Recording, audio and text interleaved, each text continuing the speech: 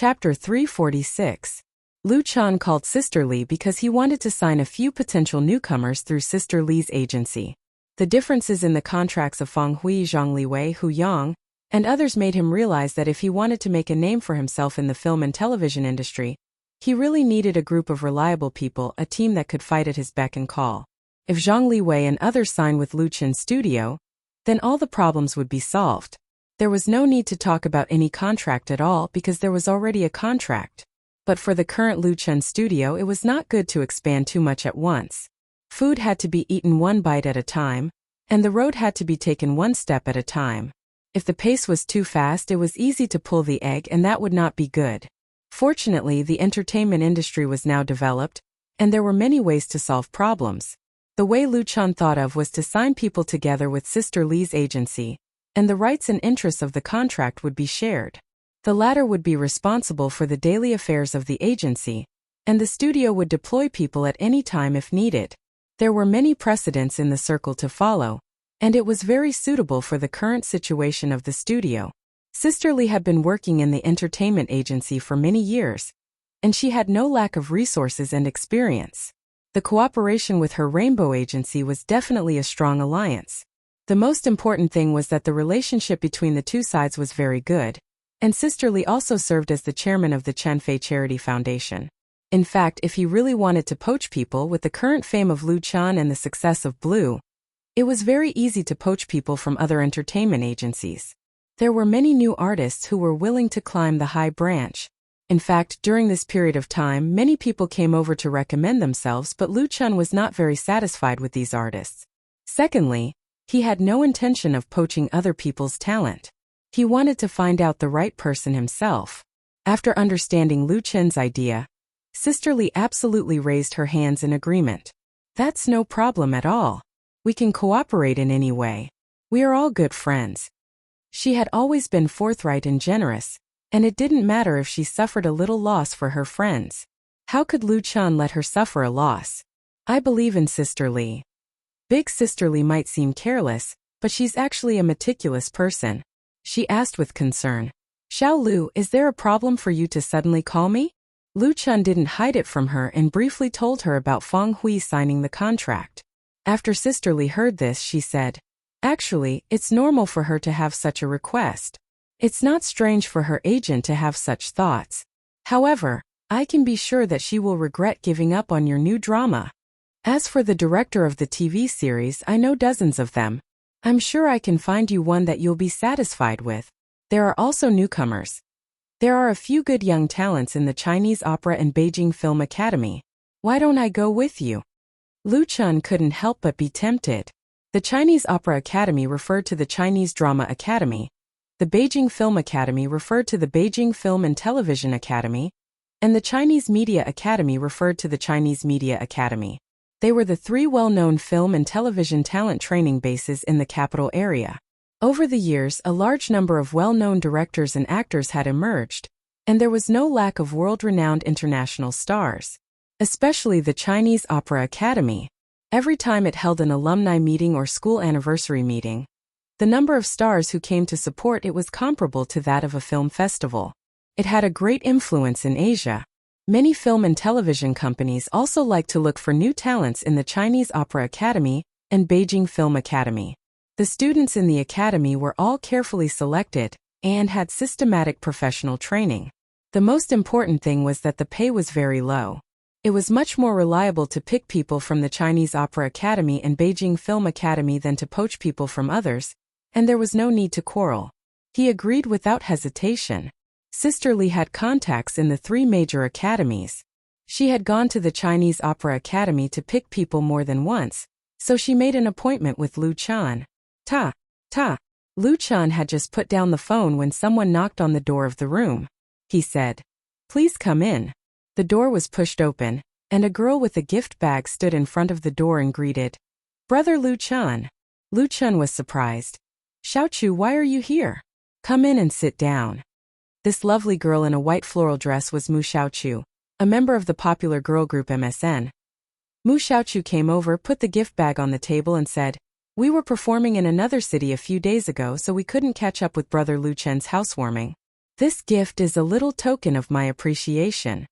Luchan said with a smile. Why are you so polite? Didn't you send a flower basket? Mu Xiaochu wrinkled her nose and said, that was arranged by the company. This is my own. It's different. Luchan smiled. Thank you. Mu Xiaochu took the initiative. I'll open it for you. I bought it in deep sea. The shop owner said it was imported from Holland. She tore open the package. It was a glass bottle boat. The glass bottle placed on the bracket was crystal clear without any flaws. The craft boat inside the bottle was very exquisite, and the details were vivid. It required a very high level of craftsmanship to make.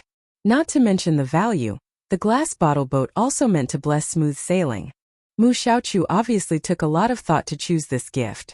Luchan exclaimed, it's beautiful. Mu Xiaochu smiled and said, as long as you like it. Luchan asked about her recent situation. Speaking of which, the two hadn't seen each other for a while. Everyone was busy. After the establishment of MSN, Mu Xiaochu officially suspended her studies. She was originally studying at the Beijing Institute of Foreign Languages, but she couldn't balance her studies and career, so she finally chose her career. MSN's debut album, Not Yet Lovers, was selling well, which led to a sharp rise in the popularity of the three beautiful girls. They were too busy with the usual announcements, commercial performances, and endorsement activities. Their work schedule was arranged to the second half of this year.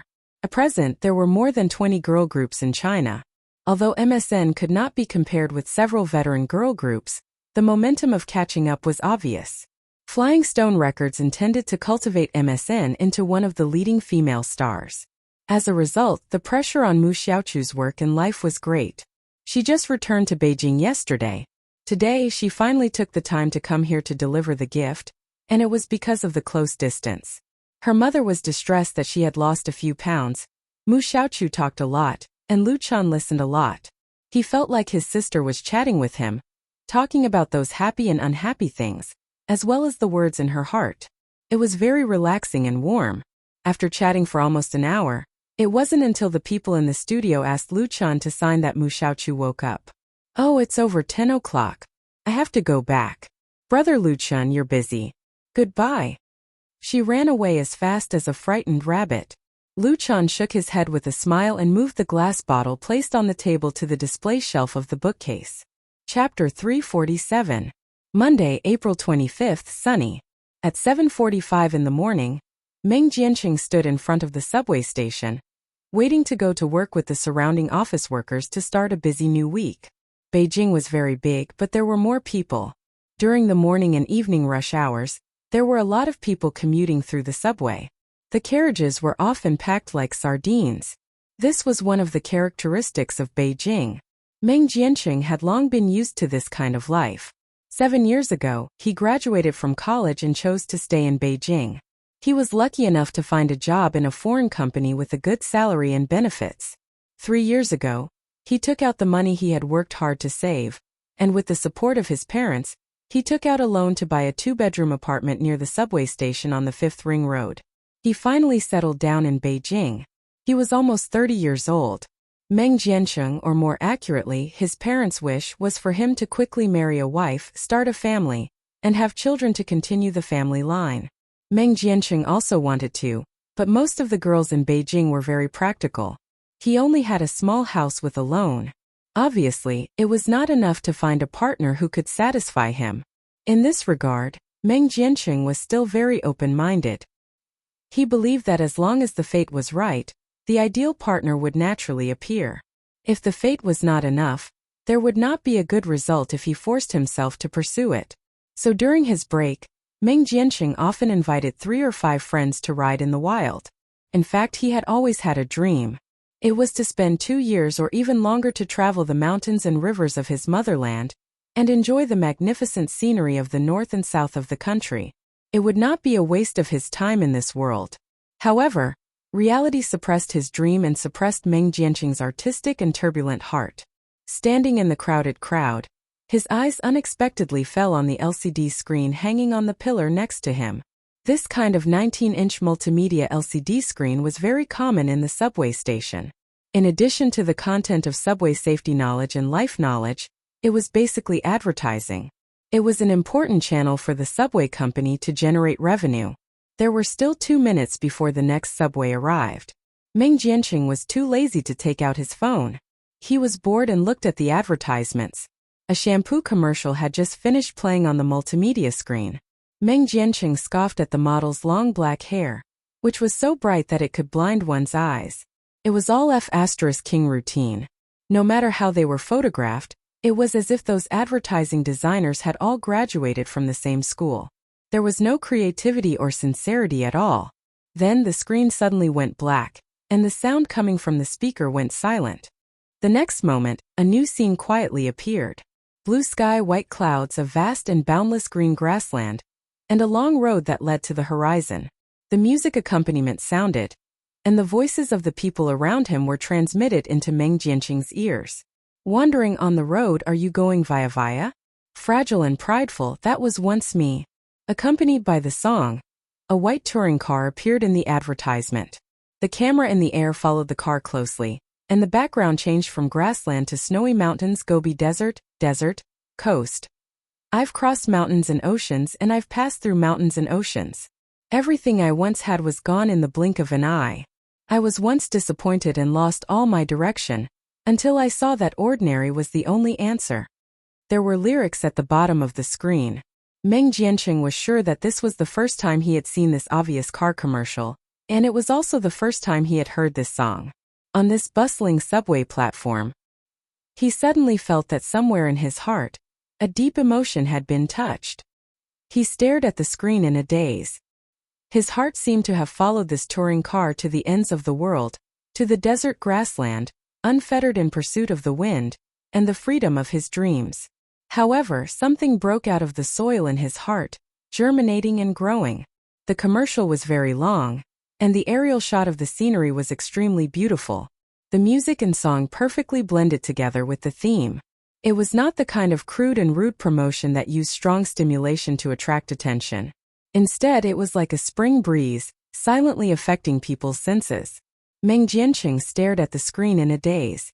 This was not the most creative commercial he had ever seen, but it was definitely the most beautiful. Meng Jianqing was not the only one staring at this commercial. Many people waiting for the subway to arrive were also watching and listening, feeling the charm brought by the image and music. In the end, the touring car that had crossed mountains and rivers returned to the bustling city. The car stopped and the door opened. A young man got out and stood in front of the car. He was tall and straight, and his smile was bright and charming. It complemented the brand new touring car. Lu Chen.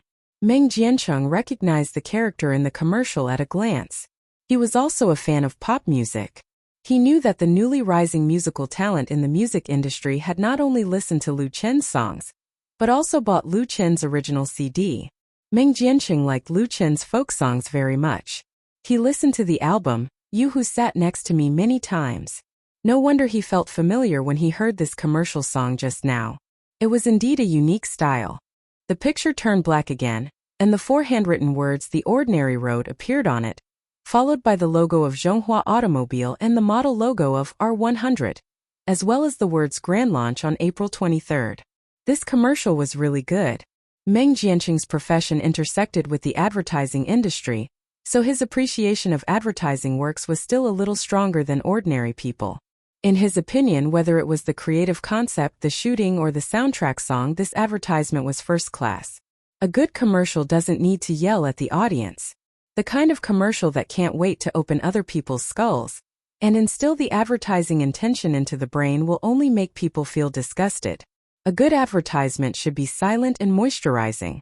Meng Jianqing couldn't help but take out his mobile phone. However, when he wanted to inquire about Zhonghua Automobile R100 on the internet through his mobile phone, he was surprised to find that there were fewer people around him. It turned out that he missed the subway that had just arrived. Meng Jianqing couldn't help laughing, but he didn't care too much, because the next subway would arrive in 10 minutes. He could still make it in time to get to work. After entering the keyword, the browser's link advertisement immediately popped up. Vision R100 is the new model of station wagon that Zhonghua Automobile has just launched. It is currently sold in Zhonghua Automobile's 4S stores. What made Meng Jianqing's heart palpitate was that this new car, both in appearance and configuration, had a minimum price of only 120,000 yuan for the basic model. His annual salary is also more than that amount, and the R100 pays in installments and the interest is very low. In fact, Meng Jianqing has always had the idea of buying a car. On the one hand, he has the need to commute to work, on the other hand, he likes to travel far, and it would be too convenient to have a car. In the future, it will be more convenient to take a girlfriend out to play, and he can also drive it back home during the Chinese New Year. The compartment of the station wagon is big enough to put a bicycle in the back seat. Meng Jianqing actually didn't want to admit that he was deeply moved by this advertisement and stirred up a commotion in his heart. He opened a new link page and filled in his personal information and mobile phone number to make an appointment for the test drive. At the same time, the promotional advertisement of Zhonghua Automobile Vision R100 The Ordinary Road also appeared in the media in major cities all over the country, high-speed rail stations, subway stations, bus stations, TV screens, and print newspapers and magazines. The idea of this commercial was provided by Lu Chan, and the theme song of the commercial was also composed by him. It was signed in February and was not broadcast until now, because the shooting process took more than a month. Zhonghua Automobile invested a lot in this advertisement. Many shooting teams went to all over the country to shoot real scenes. Most of the shots were taken by high-end drones, and the various materials were shot for hundreds of hours. The final finished commercial was edited into different versions of the time. The version played on the multimedia screen at the subway and bus station was 2 minutes and 30 seconds, while the TV version was only 30 seconds and 15 seconds. Zhonghua Automobile intended to use this advertisement to open up the urban middle-class market, aiming at the young group who pursue emotional style. The same advertisement also appeared on major portals, and its theme song The Ordinary Road soon spread among Lu Chen's fans. Many fans didn't have any idea of buying a car, but they all liked the advertisement and the song. Because most of his energy was focused on shooting TV series, Lu Chen hasn't released a new song for a while. Recently, he only helped Chen Feier produce a new album, and he hasn't come up with any works himself. The Ordinary Road was undoubtedly a surprise from Lu Chen to his fans. Although it was an advertising song, its strong folk style, slow lyrical rhythm, and Lu Chen's excellent interpretation made the song have a different kind of charm. It was undoubtedly a work of real sincerity. On the same day, Lu Chen released a lossless sound-source version of The Ordinary Road on his blog, providing fans with a free download.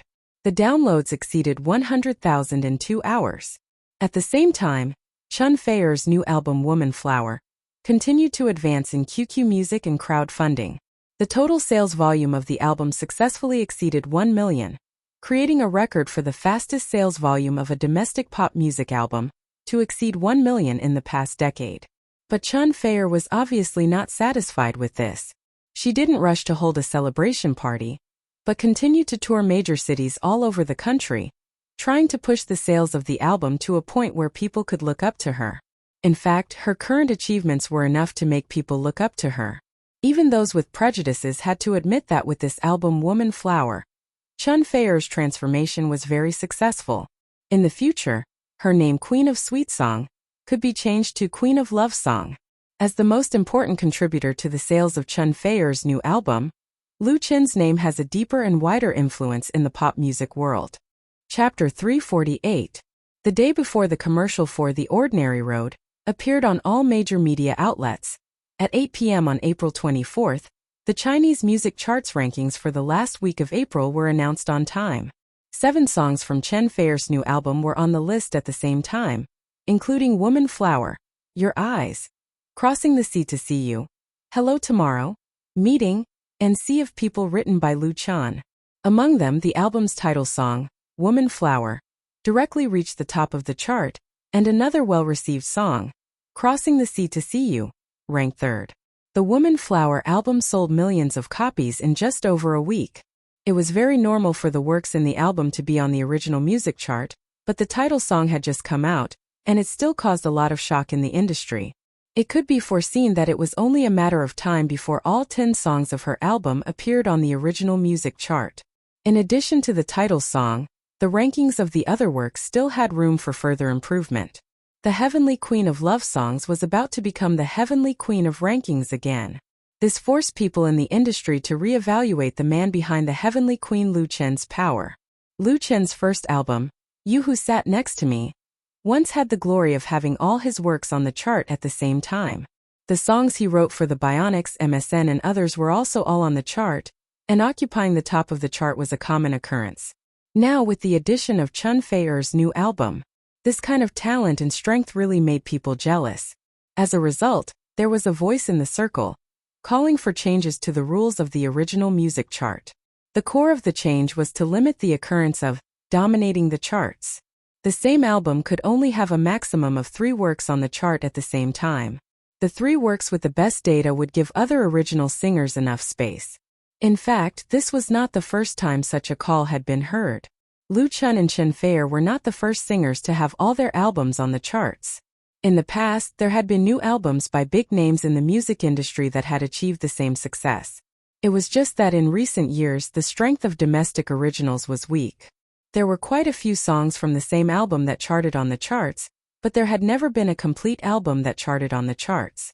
This kind of call naturally disappeared. Lu Chen's miraculous rise in the pop music world inevitably touched the nerves of many people. He was in the limelight too much. Through the mouths of some people, these cries quickly reached Lu Chen's ears. Lu Chen smiled in response. The original music chart is an honorary chart in the pop music industry. It is a means of encouraging originality. Songs on the chart are of positive significance to improve the influence of singers and authors and increase sales results. Of course, it was a good thing that all the albums were on the charts. It was not a big deal to change the rules.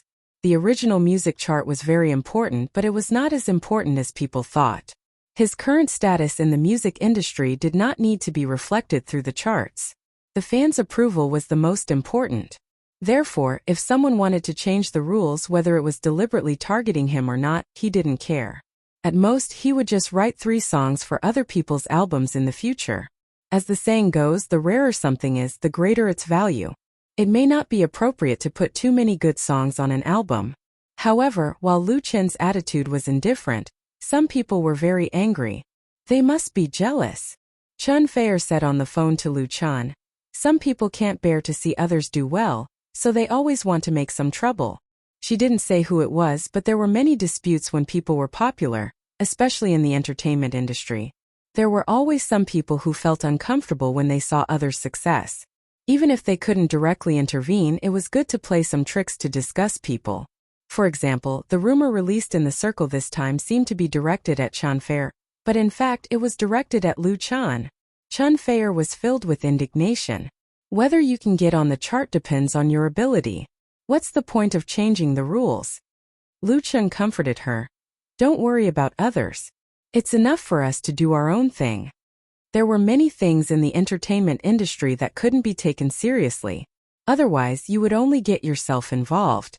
Like this kind of groundless rumor, you couldn't take it seriously at all. It was best to ignore it directly. Even if the rules were really changed, what could they do? Of course, Chun Fei-er didn't really care about whether she got on the chart or not. She didn't care about such an honor at all. The key was that the rumors about Lu Chen made her angry. Calm down. Why don't I come to Huacheng to look for you? Currently, Chun Fei-er was in Huacheng, the capital of Guangdong province, to promote her new album and other endorsement activities. Come to Huacheng to look for me? Chun Fei-er's attention was immediately diverted. Really? Aren't you busy? Although she knew that Lu Chen was trying to make her happy, she was still very happy. Busy? Lu Chen said in distress. The new drama is about to start shooting, and I haven't gathered enough people here yet. The situation of filming Full House of Romance this time was much more complicated than when filming Autumn in My Heart. There were more people involved and there were more coordination problems, especially since they had to shoot in South Korea. A lot of work had to be prepared in advance. Otherwise, it could easily bring about adverse effects. Chun Fei-er said coquettishly, "Can't you just say that you have to come and accompany me no matter how busy you are?" Lu Chen slapped himself in the face. Chun Fei-er snorted twice and asked again, "I heard that you don't plan to cooperate with Sister Feng Hui anymore?" Lu Chen sighed. "I was just about to tell you about this." Chun Fei-er had a good relationship with Feng Hui. This time, because of the contract, they had a disagreement, so Lu Chun didn't tell Chen Feier for the time being, so that she wouldn't be distracted. Chen Feier probably heard something, so she asked. He told Chen Feier the whole story. After listening, Chen Feier said, Sister Fang shouldn't be that kind of greedy person. Is it her agent? Lu Chun said, I don't know.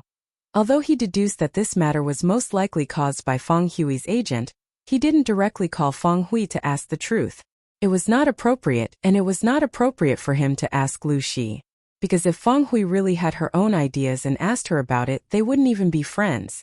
Lu Chun was a nostalgic person, so he didn't want to go to this point. Chen Feier understood. I understand. Then I'll call Sister Fang Hui. It was not easy for Lu Chun to make this phone call, but it was not a problem for Chen Feier. Therefore, Lu Chun thought about it and did not dissuade him. No matter what the truth was, there had to be an end. As a result, he called Chen Feier at noon, and Fang Hui came to the studio in the afternoon. When she saw Lu Chun, the first thing she said was, Lu Chun, I fired my agent. Chapter 349. Fang Hui had obviously just arrived in a hurry. When she ran to Lu Chun's office, her face was red and her forehead was covered with fine sweat. There was a trace of shame in her anxious expression. Lu Chun, I fired my agent. Lu Chun was shocked. He quickly got up and said, Sister Fang Hui, don't worry. Sit down and talk about it slowly. Fang Hui also realized that she was wrong. She nodded and sat down on the sofa. Lu Chun made her a cup of tea. Fang Hui was not too polite. She picked up the teacup and took a sip. Her mood calmed down a lot. She was really angry with her cousin. After the new year, Fang Hui had been shooting a 10-episode indoor short play. This was a job she had taken on last year. Although things were different now, she had no intention of breaking the contract. In this industry, credibility was very important. No one would like to work with a person who went back on his word. However, the investors were very reasonable. They gave her a director's salary several times higher than the original agreement. Moreover, her treatment in the crew was excellent. She was completely treated as a big shot in the circle. Including the actors, whether famous or not, they all called her Director Fang with great enthusiasm. Their attitude was absolutely respectful. No one dared to show off in front of her. Fang Hui had been a director for many years, but it was the first time that she had been treated with such respect. She knew the reason very well. Because she, Fang Hui, had shot a phenomenal TV series last year. Not only did it break the record in China, but it also created a miracle in South Korea. She became an instant hit in the circle. Since this year, many film and television companies and investors had come to her door to ask her to direct. The conditions offered by several of them made her heart palpitate. It was just that Fang Hui had work to do at the moment. The most important thing was that Lu Chun intended to continue to let her direct the new TV series. Therefore, Fang Hui politely declined other people's invitations. Unexpectedly, Chen Feier called her today and revealed that Lu Chun and her agent were a little unhappy. Maybe he would find someone else to cooperate with in the new TV series. He asked her what was going on.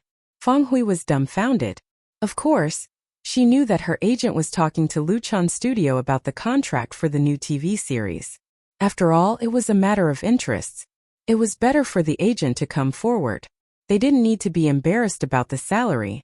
However, because she was busy wrapping up the indoor drama these days, Fang Hui did not pay attention to this area.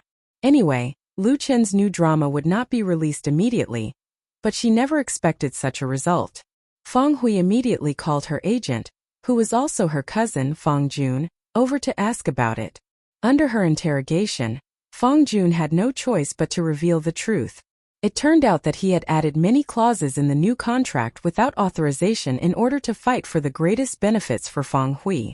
Fang Jun did not expect Lu Chen's resolute refusal. He wondered if this was Lu Chen's bargaining tactic.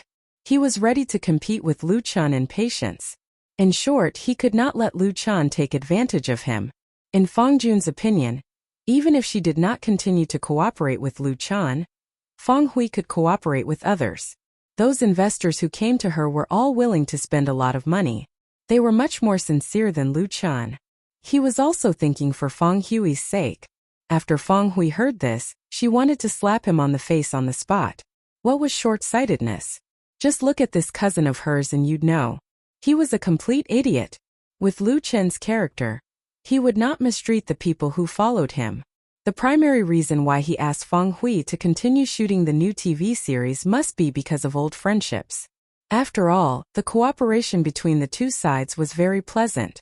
But this did not mean that Lu Chen would agree to some unreasonable requests, such as copyright sharing. Feng Hui was really angry with Feng Jun. Even if it was a bargain, it was very rude to put forward such a request in the contract, and it also made her lose face. As for those investors who came to her door, although the conditions they offered were very good, they were actually using her current fame to hype up. The scripts they provided were basically imitations of Autumn in My Heart. If the screenwriter made it up well, it would be fine. To be honest, Feng Hui felt that many of the plots were terrible. Moreover, she knew that these investors usually arranged actors for roles. They liked to get a group of actors who used unspoken rules. In the production, they were often eager for quick success and profits, and in the end, the things they shot were not the same. She had a little reputation now, but it was very easy to ruin her reputation. In contrast, Lu Chen was really much more reliable. Feng Hui would rather join his new TV series with a low salary than compromise with others in order to make more money. As long as she had 2 or 3 popular TV series, her position in the circle would be very stable, and it would be easy to make money. It was a pity that Feng Jun couldn't see this. He was blinded by the interests in front of him, and he was too greedy. Feng Hui even knew that Feng Jun had a close relationship with several investors. First, she didn't care. After all, everyone had a little selfishness. But now she couldn't tolerate it, so she decisively kicked Feng Jun out and personally came to apologize to Lu Chen. She would never forgive herself for missing this opportunity. After listening to Feng Hui's sincere explanation, Lu Chen was also a little embarrassed. In fact, he should have asked Lu Shi to sign a new contract with the other party earlier. Then things wouldn't have gotten to this point. However, it was not too late to make up for it. Since the misunderstanding had been solved, they could still continue to cooperate. Feng Hui's work attitude and ability to grasp the plot were appreciated by Lu Chen. He said, "There's no need to kick him out. I'll ask Lu Shi to renegotiate the new contract with him." It was common for agents to make their own decisions for their clients. Moreover, Feng Jun was Feng Hui's cousin. Although the conditions proposed were outrageous, they were also fighting for Feng Hui's interests. Feng Hui shook her head firmly. "It's not just this. You can ask Lu Shi to draft a contract for me." Her meaning is very clear, that is, she will agree to any conditions that Lu Chen offers. Lu Chen wouldn't deliberately cheat her, would he? Lu Chen really wouldn't do that. He said with a smile, "That won't do. We'll talk about it when you find a new agent. By the way, I have an appointment with Sister Li to go to Beijing Film Studio in the afternoon. Sister Feng Hui, you should go with us." Hearing these words, Feng Hui's heart finally fell. She said with a smile, "Are you casting for a new play? Are you going to sign a few newcomers in your studio?" It was very common for star studios to sign newcomers. With Lu Chen's talent and strength, it was too easy to make a few newcomers popular. Lu Chen shook his head and said, "I'm going to let Sister Li's company sign them. If there are good seedlings, we can train them together." Feng Hui immediately understood. Her eyes lit up and she clapped her hands. "Then I might as well sign with Sister Li's company." This was the best way. Sister Li had an outstanding reputation in the circle. Feng Hui wouldn't suffer a loss if she signed with her. Moreover, she could get closer to Lu Chen. It was killing 2 birds with 1 stone. Lu Chen was stunned and then said with a smile, "Then you talk to Sister Li. Let's go together." He left the studio with Feng Hui and drove to Beijing Film and Television Academy to meet Sister Li. When they arrived at Beijing Film, Sister Li was already waiting at the gate of the academy with her assistant. Seeing Feng Hui, Sister Li was a little surprised. Because she had heard some rumors that Lu Chen didn't intend to cooperate with Feng Hui for his new play, and was looking for another director. The rumors were obviously unreliable. But after chatting for a while and learning that Feng Hui was interested in signing with her agency, Sister Li understood. She said with a smile, "That's great. As long as Director Feng doesn't think our rainbow agency is small, we can discuss any conditions." The Rainbow agency run by Sister Lee was quite famous in the industry. It had signed many artists and a few directors, but they were all C-list directors. In the entertainment industry, the status of film and TV series directors had always been the highest. The A-list directors basically opened their own studios and chose to cooperate with film and television companies or TV stations. They would never settle with a company like Rainbow Agency. Fang Hui was originally a B-list director. With the TV series Autumn in My Heart, she entered the A-list list of TV series directors. It could be said that she had a promising future. It was a great surprise for Sister Lee that she was willing to cooperate with Rainbow Agency. A director like Fang Hui could be the pillar of the company. If she operated properly, it would be enough to bring Rainbow Agency to a higher level. Of course, Sister Lee welcomed her with open arms. Chapter 350. The predecessor of Beijing Film and Television Academy was the Beijing Film Academy, which was established in 1946. It was the largest professional film and television academy in China and Asia. It was jointly built by the Beijing Municipal Government, the State Press and Publication Administration, and the Ministry of Education. It was known as the cradle of Chinese film talents and enjoyed a worldwide reputation. Beijing Film had a total of 11 undergraduate majors, including literature, directing, graphics, photography, recording, beauty, management, animation, and film theory and technology. It covered all industries of film and television creation. There were more than 4,000 teachers and students in the school. Over the past 60 years, countless film and television talents had come out of Beijing Film. Directors, actors, cameramen. Half of the stars in the entertainment industry would come to attend the school's anniversary. Of course, Beijing Film's management was very strict. Not just anyone could go in and visit. Even if they wanted to choose actors, they had to go through official channels. In other words, they had to have connections. Sister Lee had a wide network. It was not the first time that Beijing Film had come to Beijing Film. She had acquaintances with the management of the school, so it did not take much effort to get permission. Everyone in the circle knew that the students of Beijing Film didn't have to worry about marrying, especially the performing arts department. The admission rate every year was so low that it was often a few hundred to one.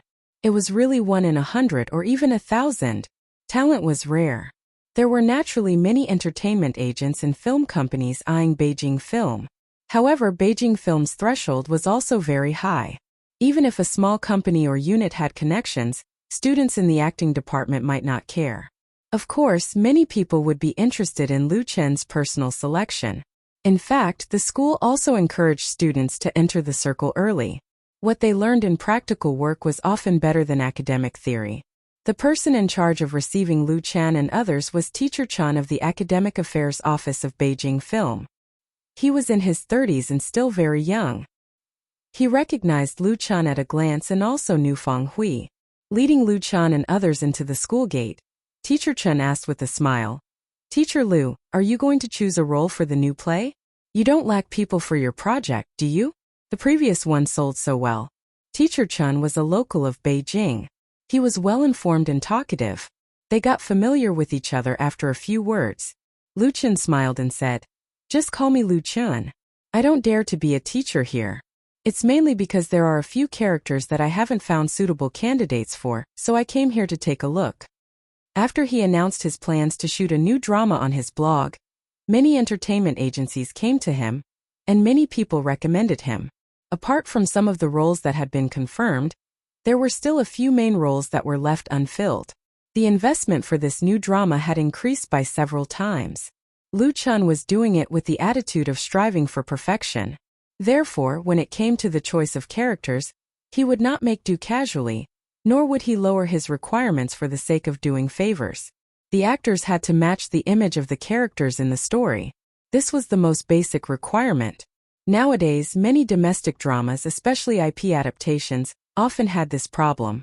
The actors did not match the characters, and the plot was randomly changed.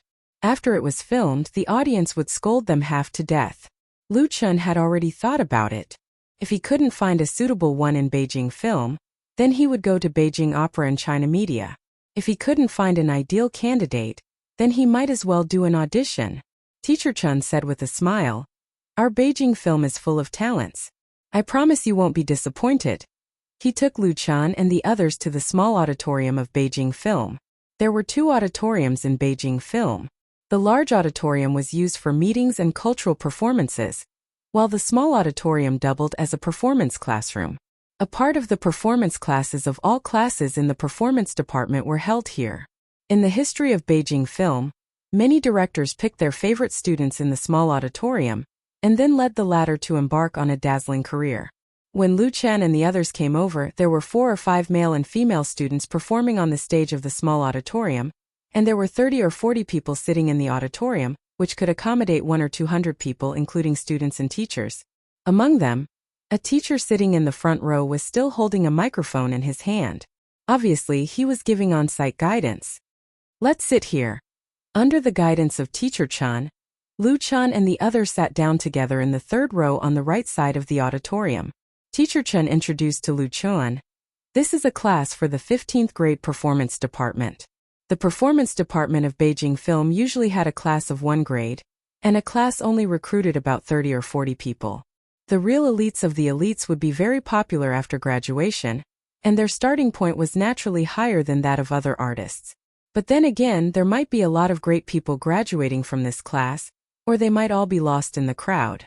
Especially now that the competition in the entertainment industry was too fierce, it didn't mean that those who graduated from the performance department of Beijing Film would definitely become stars. In fact, there were also many graduates of the performance department of Beijing Film who changed careers. With the foundation, hard work and luck were indispensable. In this palace of art, Lu Chan, Fang Hui, and Sister Li did not dare to make noise. When they came to sit down, they were careful not to disturb others in class, but their appearance inevitably alarmed the teachers and students present. Teacher Chan waved to the instructor in front of him, who nodded and didn't care. However, many students were not so calm because they recognized Lu Chan. Surprised, curious, happy whispers spread in the small auditorium.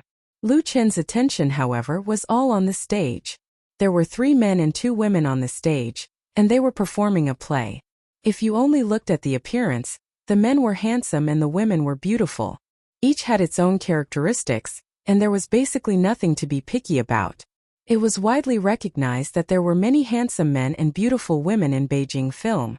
Not to mention the performance department, which had the highest quality. The average appearance of other departments was also higher than that of ordinary colleges. It was enough to make people happy. Lu Chan looked at each student carefully. The new play he was going to shoot was an urban romantic light comedy, which could also be classified as a youth idol play. Naturally, there were high requirements for the appearance of the actors, and it was not enough to have a high appearance. They must have distinctive characteristics that could leave a deep impression or arouse good feelings. Then there was acting skills. Youth idol plays had relatively low requirements for acting skills, so even the freshmen of Beijing Film could be qualified as long as they were polished a little. Anyway, they were not playing the lead role.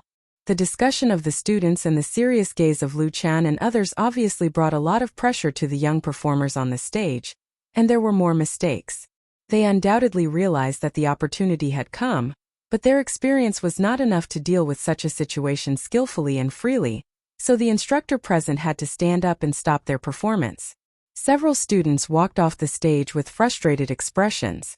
Chapter 351. If you don't love me anymore, then please let me leave quietly. That's my only wish.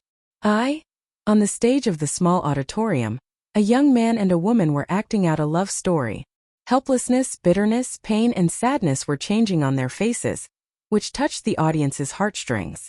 Although the performance of the two was still quite jerky, their lines were too dramatic, and their body movements were slightly stiff, but as freshmen of Beijing Film Academy, their performance was undoubtedly remarkable. Lu Chan was fascinated, and countless memories emerged in his mind. These memories came from Mo Ran.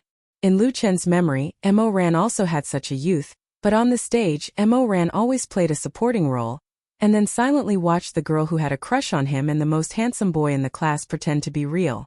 He didn't feel jealous, resentful, and didn't take the initiative to pursue anything. He buried his feelings deep in his heart. Among the 3 protagonists in Lu Chan's dream world, Mo Ran's sense of existence was the lowest. Compared with Su Bo and Fang Mingyi, his life was not as wonderful and rich. Most of the time he was always immersed in loneliness, reading books alone, surfing the internet alone, acting alone. He never became a real protagonist, whether it was in movies, TV, or life. However, what Mo Ran left for Lu Chan was more than what Su Bo and Fong Mingyi had combined. Lu Chan sometimes thought that if he had to choose a teacher among the three, he would definitely choose Mo Ran. This girl is called Fanning and the boy is called Lu Haoyu. They are both outstanding students in the 14th grade performance department. Teacher Zhang, who was sitting next to him, thought that Lu Chan had taken a fancy to the two students, so he specially introduced them. This teacher, surnamed Zhang, was a very tactful person. Perhaps this was the reason why the college sent him to receive visitors. He obviously saw who the real decision-maker was, and he knew the students in the performance class like the back of his hand. He could name all the students who went up. Lu Chan came to his senses and nodded with a smile. Fanning and Lu Haoyu were both good, especially Fanning, who had bright eyes and white teeth. Her appearance and temperament were very suitable for a role in his new play. But Lu Chan would not rush to a conclusion. What if there was a more suitable one? Beijing was a place where people gathered. Beijing film, Beijing opera, and Chinese media were divided into three parts. There were also many film and television-related colleges and training institutions. It was very easy to find actors. After the two students on the stage finished their performance, the instructor sitting in the front row of the audience stood up and said, "All right, let's take a break first. We'll continue the class in 10 minutes. Lu Chan turned his head and asked Fong Hui, who was sitting on his left, "Sister Fong Hui, do you have a candidate in mind?" Fong Hui was much more serious than him. She had been taking notes with a notebook in her hand. Regarding Lu Chen's question, she answered without hesitation, "This Fanning is not bad. I think she should be quite suitable to play Chen Xiaona. There's also Zhu Zhiqin." There were two important roles in the new TV series Full House of Romance that Lu Chan hadn't confirmed yet. This time he came to Beijing Film Studios to pick people and sign them directly if they were suitable. Fong Hui had read the script long ago. Her advice was very professional, which was quite in line with Lu Chen's ideas. This was the advantage of working with Lu Chan before. Some directors were very stubborn in the choice of roles and did not allow others to intervene. However, Fong Hui completely respected Lu Chen's decision in this regard and trusted Lu Chen's vision. It was precisely because of this that even though he had flatly refused the contract request put forward by Fong Hui's agent at that time, Lu Chan did not completely give up the idea of working with her. He deliberately let some news out. In terms of filming, Fong Hui's desire for power as a director was not very strong. Lu Chan was still very happy to work with her. "Fanning can be a backup first," Lu Chan said softly. "These roles need you to check. The project will start next week." Fong Hui respected him, and he also respected Fong Hui's authority as a director. This was very important. If the director did not have enough authority in a crew, then he would not be able to control the situation, and it would be impossible to make a really good play. Fong Hui was very happy. "Well, let's watch more, or go to China Media tomorrow." Fong Hui graduated from the directing department of China Media College. If the conditions were right, she would certainly be willing to sign a few newcomers from her alma mater. Lu Chan said with a smile, "I can't do it tomorrow. I'm going out of town. Let's talk about it when I come back." Fong Hui said, It was common for a star like Lu Chan to go out to participate in commercial performances or endorsement activities, so she didn't care. "Hello, teacher Lu Chan." At this time, several girls came over. The pretty face of the one in the middle was red, and her bright eyes were full of excitement. She asked Lu Chan, "Can you take a picture with us?" Lu Chan was stunned, and then he said with a smile, "Of course, no problem." This bold girl was Fanning, who had just performed on the stage. Both Lu Chan and Fong Hui were quite optimistic about her. "Great." The girls chattered and laughed, surrounding Lu Chan. Teacher Zhang and Fong Hui smiled and made way for them to take photos with Lu Chan. The two knew that the freshmen were still very interested in star idols. If the juniors and seniors were used to the world, they would not be so popular. Click, click. Several girls took photos with Lu Chan with their mobile phones, and then politely thanked him. These Beijing film students, who were 1 in 1,000, were all of good quality. Student Fanning. They were just about to leave when Lu Chan stopped the girl named Fanning. Fanning turned around in surprise. Ah, Lu Chen asked. Are you interested in trying out the role in my new play? Originally, Lu Chen put her on the list of candidates, but after some contact just now, he felt that Fan Ying's character and temper were very good, generous and well-spoken, so he directly sent an invitation. Ah, Fan Ying's eyes widened in surprise. Of course, she knew that Lu Chen and others appeared here accompanied by the teachers of the college, and they were definitely not here to study.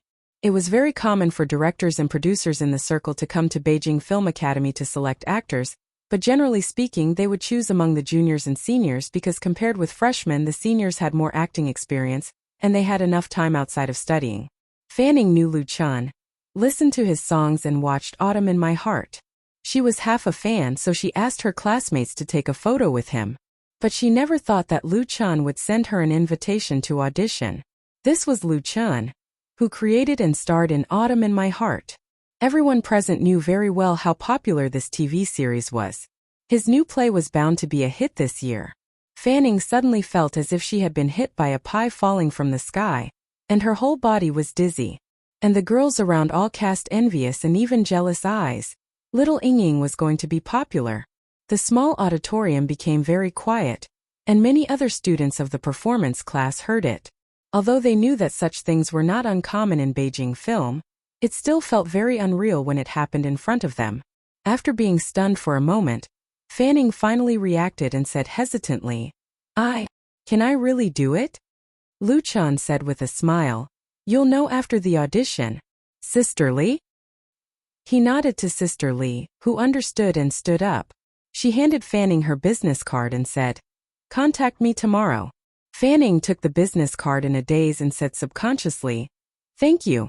The next moment, she held the business card tightly, as if holding her life and happiness. Lu Chen and Sister Li looked at each other and smiled. Lu Chen said, Let's go. Sister Li and Feng Hui had no objection. They had seen enough today. If they could choose one, it would be a worthwhile trip. If necessary, they could come again tomorrow to see level 12 or 13, or go to Beijing Opera or China Media.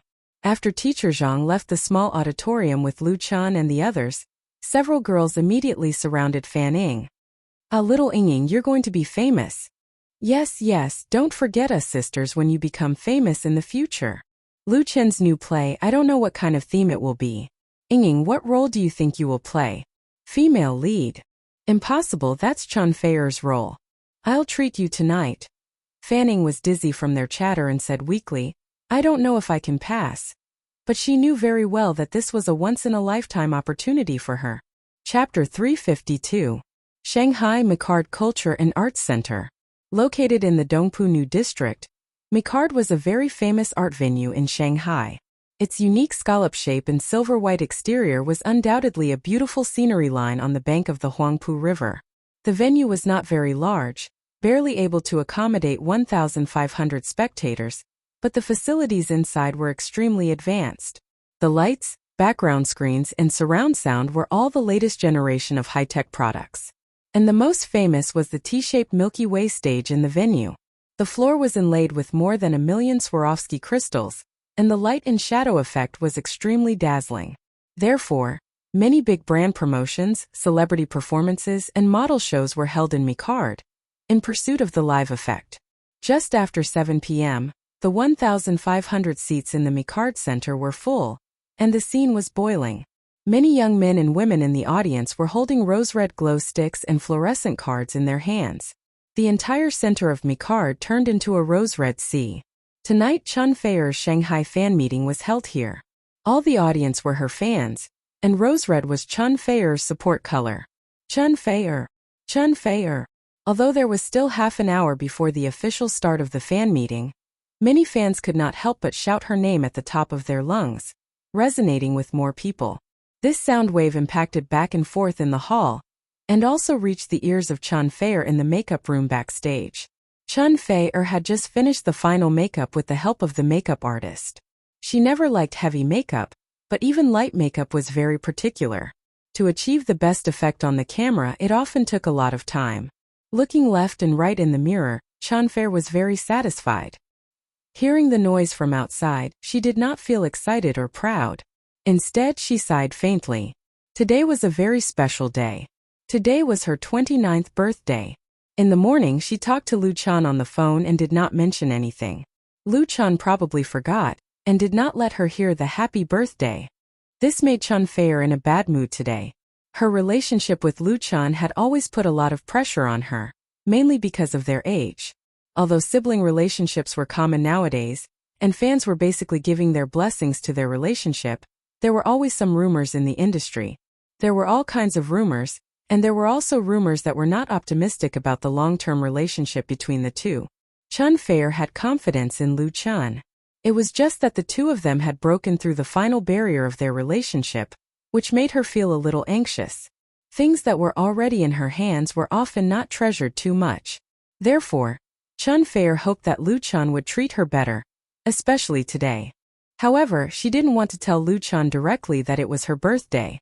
Only women would understand this kind of dilemma. Chun Fei. The cheers surged again, and the passionate fans seemed to be unable to wait any longer. Prepare for my appearance. Chun Fei decisively ordered her assistant, stood up and walked toward the exit. She was experienced in performing and had held fan meetings many times. She knew that once the fans were in a mood, it was easy to get into trouble if it was too long, so she decided to appear in advance. The fan meeting was not a concert and there was a lot of flexibility in the time.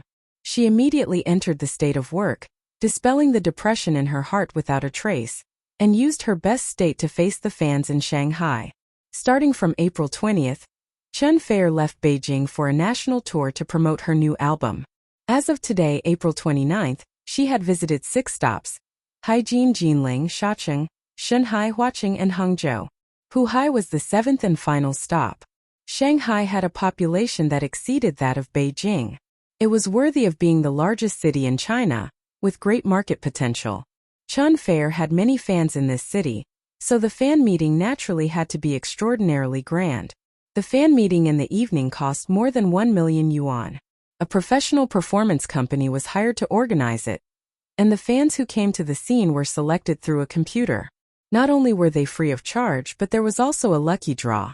Next, let's welcome our heroine tonight, Miss Chun Fei. As the voice of the host sounded, the music suddenly became passionate and enthusiastic, and the drumbeat seemed to beat on people's hearts. The lights in the hall were all off, and only the T-shaped stage shone with stars. A spotlight fell and Chun Fei, dressed in a splendid outfit, appeared with a smile on her face. The atmosphere in the Mecha Center reached a climax in an instant, and the fans desperately shouted her name. Light sticks were raised high and waved left and right like surging waves in the sea. When the lights were on, Chun Fei first gave a warm hug to the host on the scene. Thank you, Tian Tian.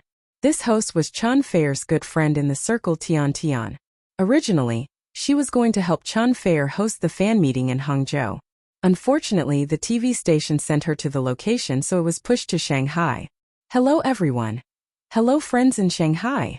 Letting go of Tian Tian, Chun Fei greeted the fans. I'm glad we meet again.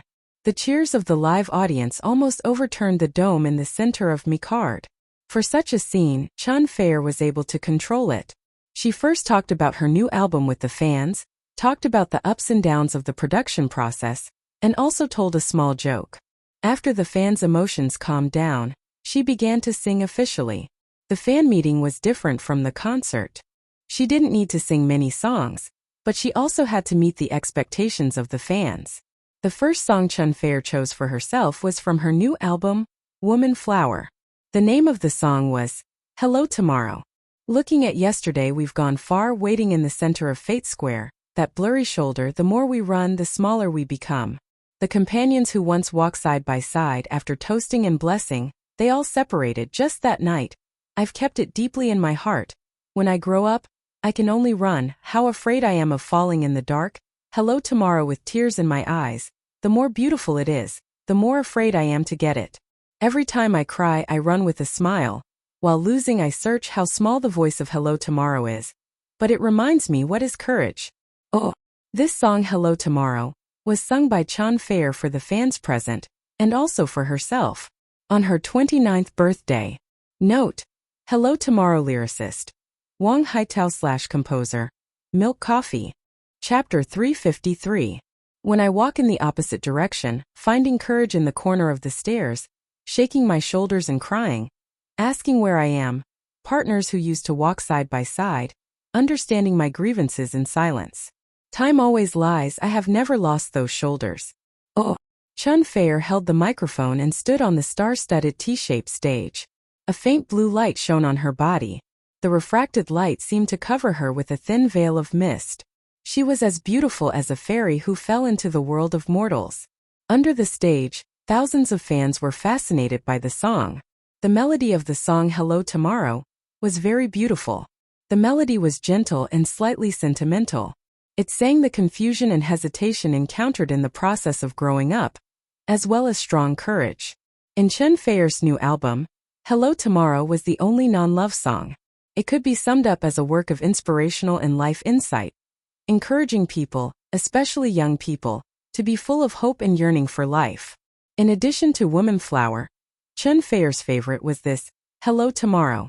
This song wrote about the life she had experienced, so every time she sang it, it could touch her heart.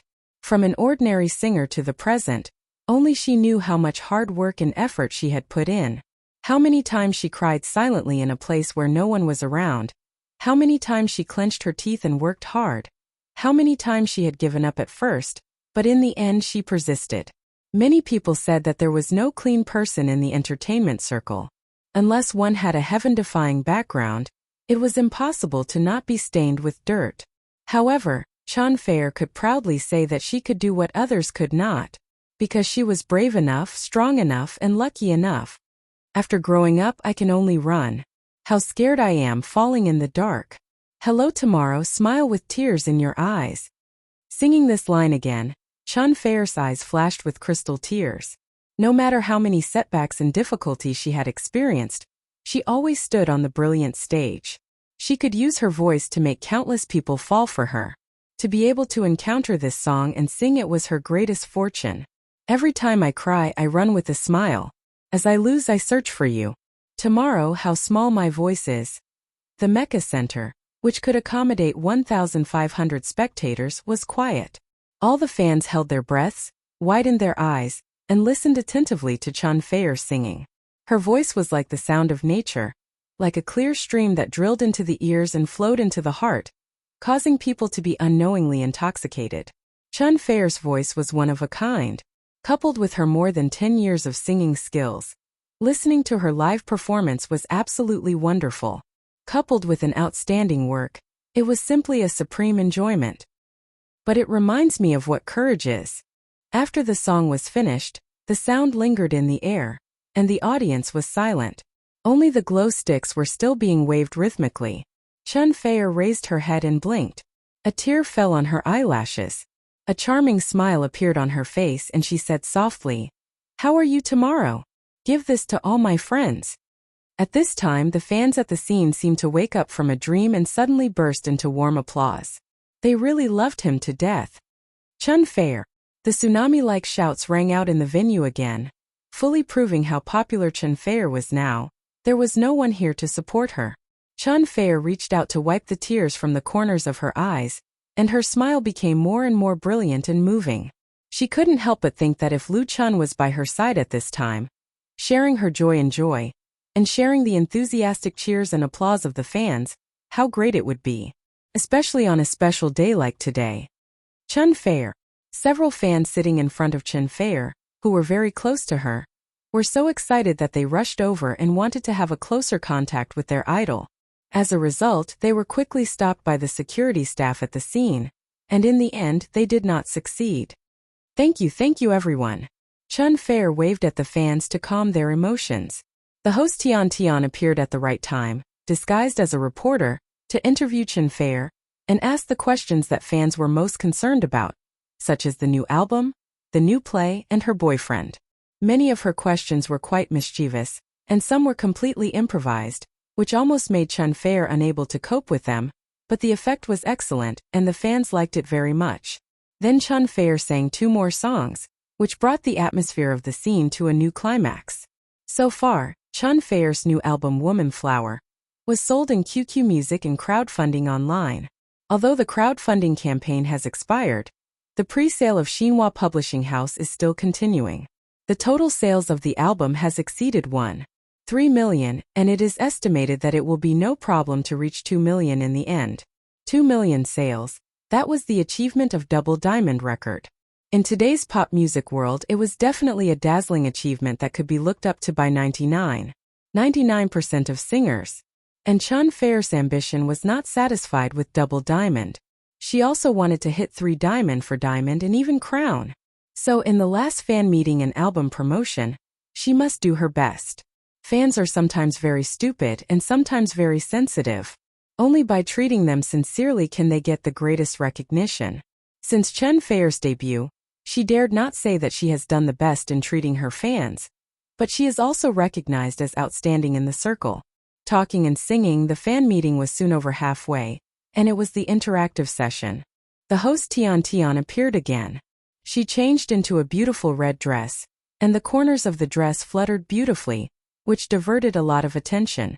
The former female host of Zhejiang Satellite TV stood under the spotlight with a mysterious smile on her face. She said into the microphone, "Today is April 29th, which is also a very special day. Do you know what day it is?" Before Tian Tian finished speaking, many fans in the audience had already shouted, "Birthday to Chun Fair." Fans may not remember the birthday of their boyfriend/girlfriend, but they will definitely remember the birthday of their idol. How could anyone forget such an important day? Big fluorescent signs were immediately raised in the crowd. Happy birthday to Fei. Fei Fei is the English name of Chun Fair, which means elf. In the hearts of fans, she is the last elf who fell to the earth, and no one can compare to her. Chun Fair was pleasantly surprised and held the microphone to thank everyone. Thank you everyone. Yes, today is our Fei's birthday. Tian Tian stretched out her hand to signal everyone to be quiet first, and then continued, I know that many fans have prepared birthday gifts for her. One of the very special fans strongly requested to personally give a gift to Fei. His background is too big, and I really have no choice but to agree. She showed a rather aggrieved expression, as if she was under great pressure. Some simple-minded fans suddenly became angry. Who the hell is so arrogant? The second generation of officials? The rich second generation? There was a commotion in the venue, and boos rang out one after another. But more fans were ready to watch a good show. This should be the fun interactive session of the fan meeting. An Easter egg. Chun Fair looked at her best friend in surprise. She didn't know in advance that there would be such a scene tonight. What medicine was Tian Tian selling in the gourd? Of course, she certainly wouldn't sell her out. Tian Tian sold enough gimmicks, smiled sweetly, and reached out to make an invitation gesture. Let's welcome this fan. A beam of spotlight quickly moved from the stage to the audience, and the lens of the live camera followed closely, and the picture was displayed in real time on the background screen. Everyone's eyes, including Chun Fair's, were chasing the light. The next moment, the beam of light stopped and fell on the leftmost corner of the T-shaped stage. There was a young man sitting there. Being hit by the spotlight, he stood up calmly with a faint smile on his face. Another camera made up the shot in time and gave him a close-up. The audience was in an uproar. Lu Chun. No one didn't know the man who appeared in the camera, especially for Chun Fair's fans. Lu Chun, it was Lu Chun. He actually came to Shanghai and appeared at the scene of Chun Fair's fan meeting. What made the fans speechless was that no one had noticed before. Probably their attention was all on Chun Fair, and they didn't notice the person in the corner at all. But thinking about it carefully, it was also reasonable. As a good boyfriend, how could he not appear on Chun Fair's birthday? The background of this fan was really big. No wonder Tian Tian had such an expression, oh, intersection. Oh, Chun Fair also couldn't believe it, and her eyes widened. Surprise sweetness. Lu Chun really came and he didn't forget his birthday.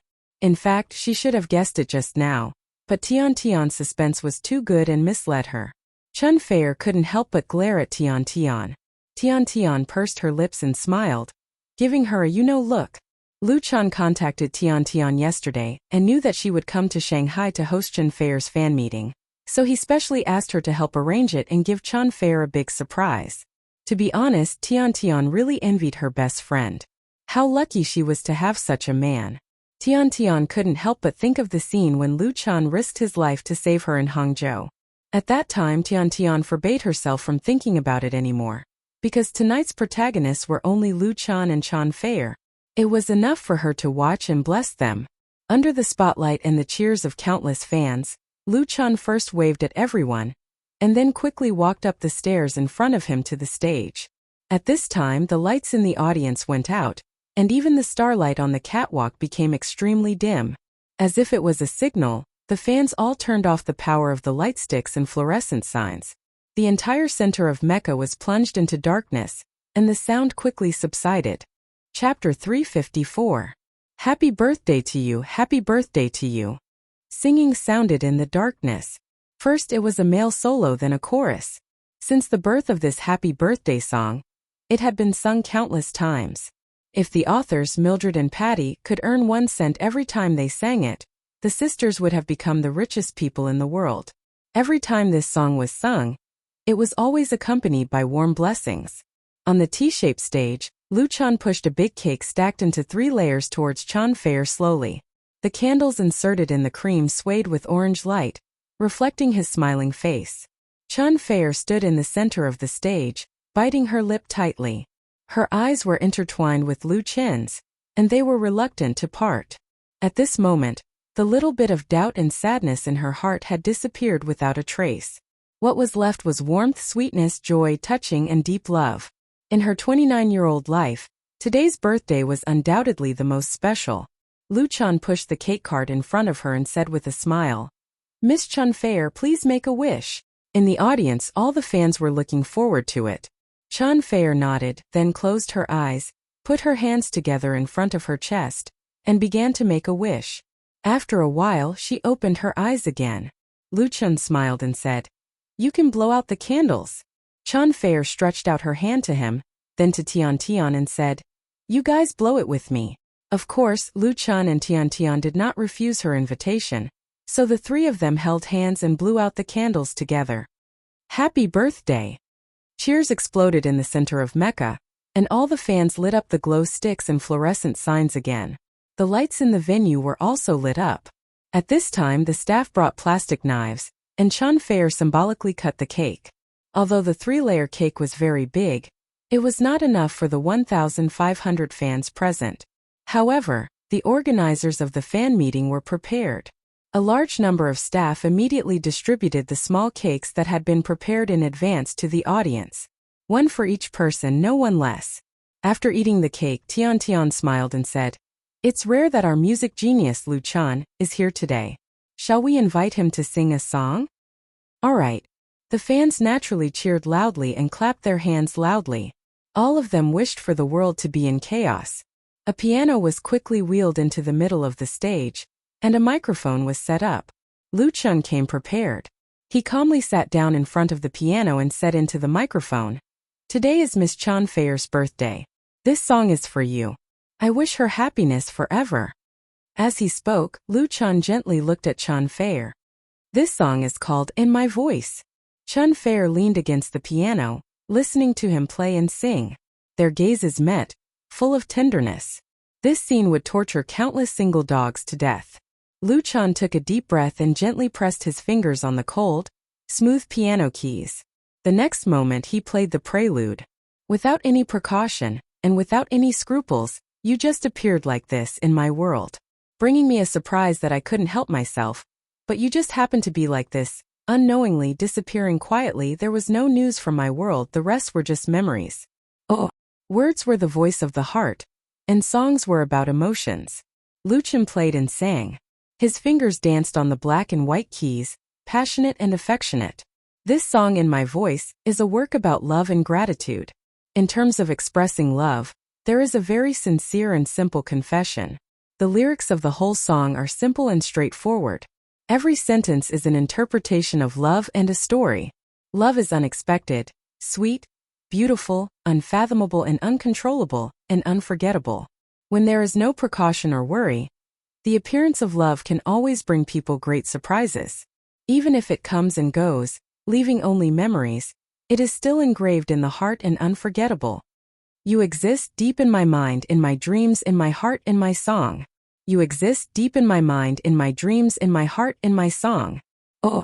When it came to the climax of the chorus, Lu Chan obviously increased the strength of his playing. His singing also became more powerful, full of firmness and persistence. That was the firmness and persistence of love. One piano and one person, the piano and the voice perfectly blended together, and the sound impacted the soul.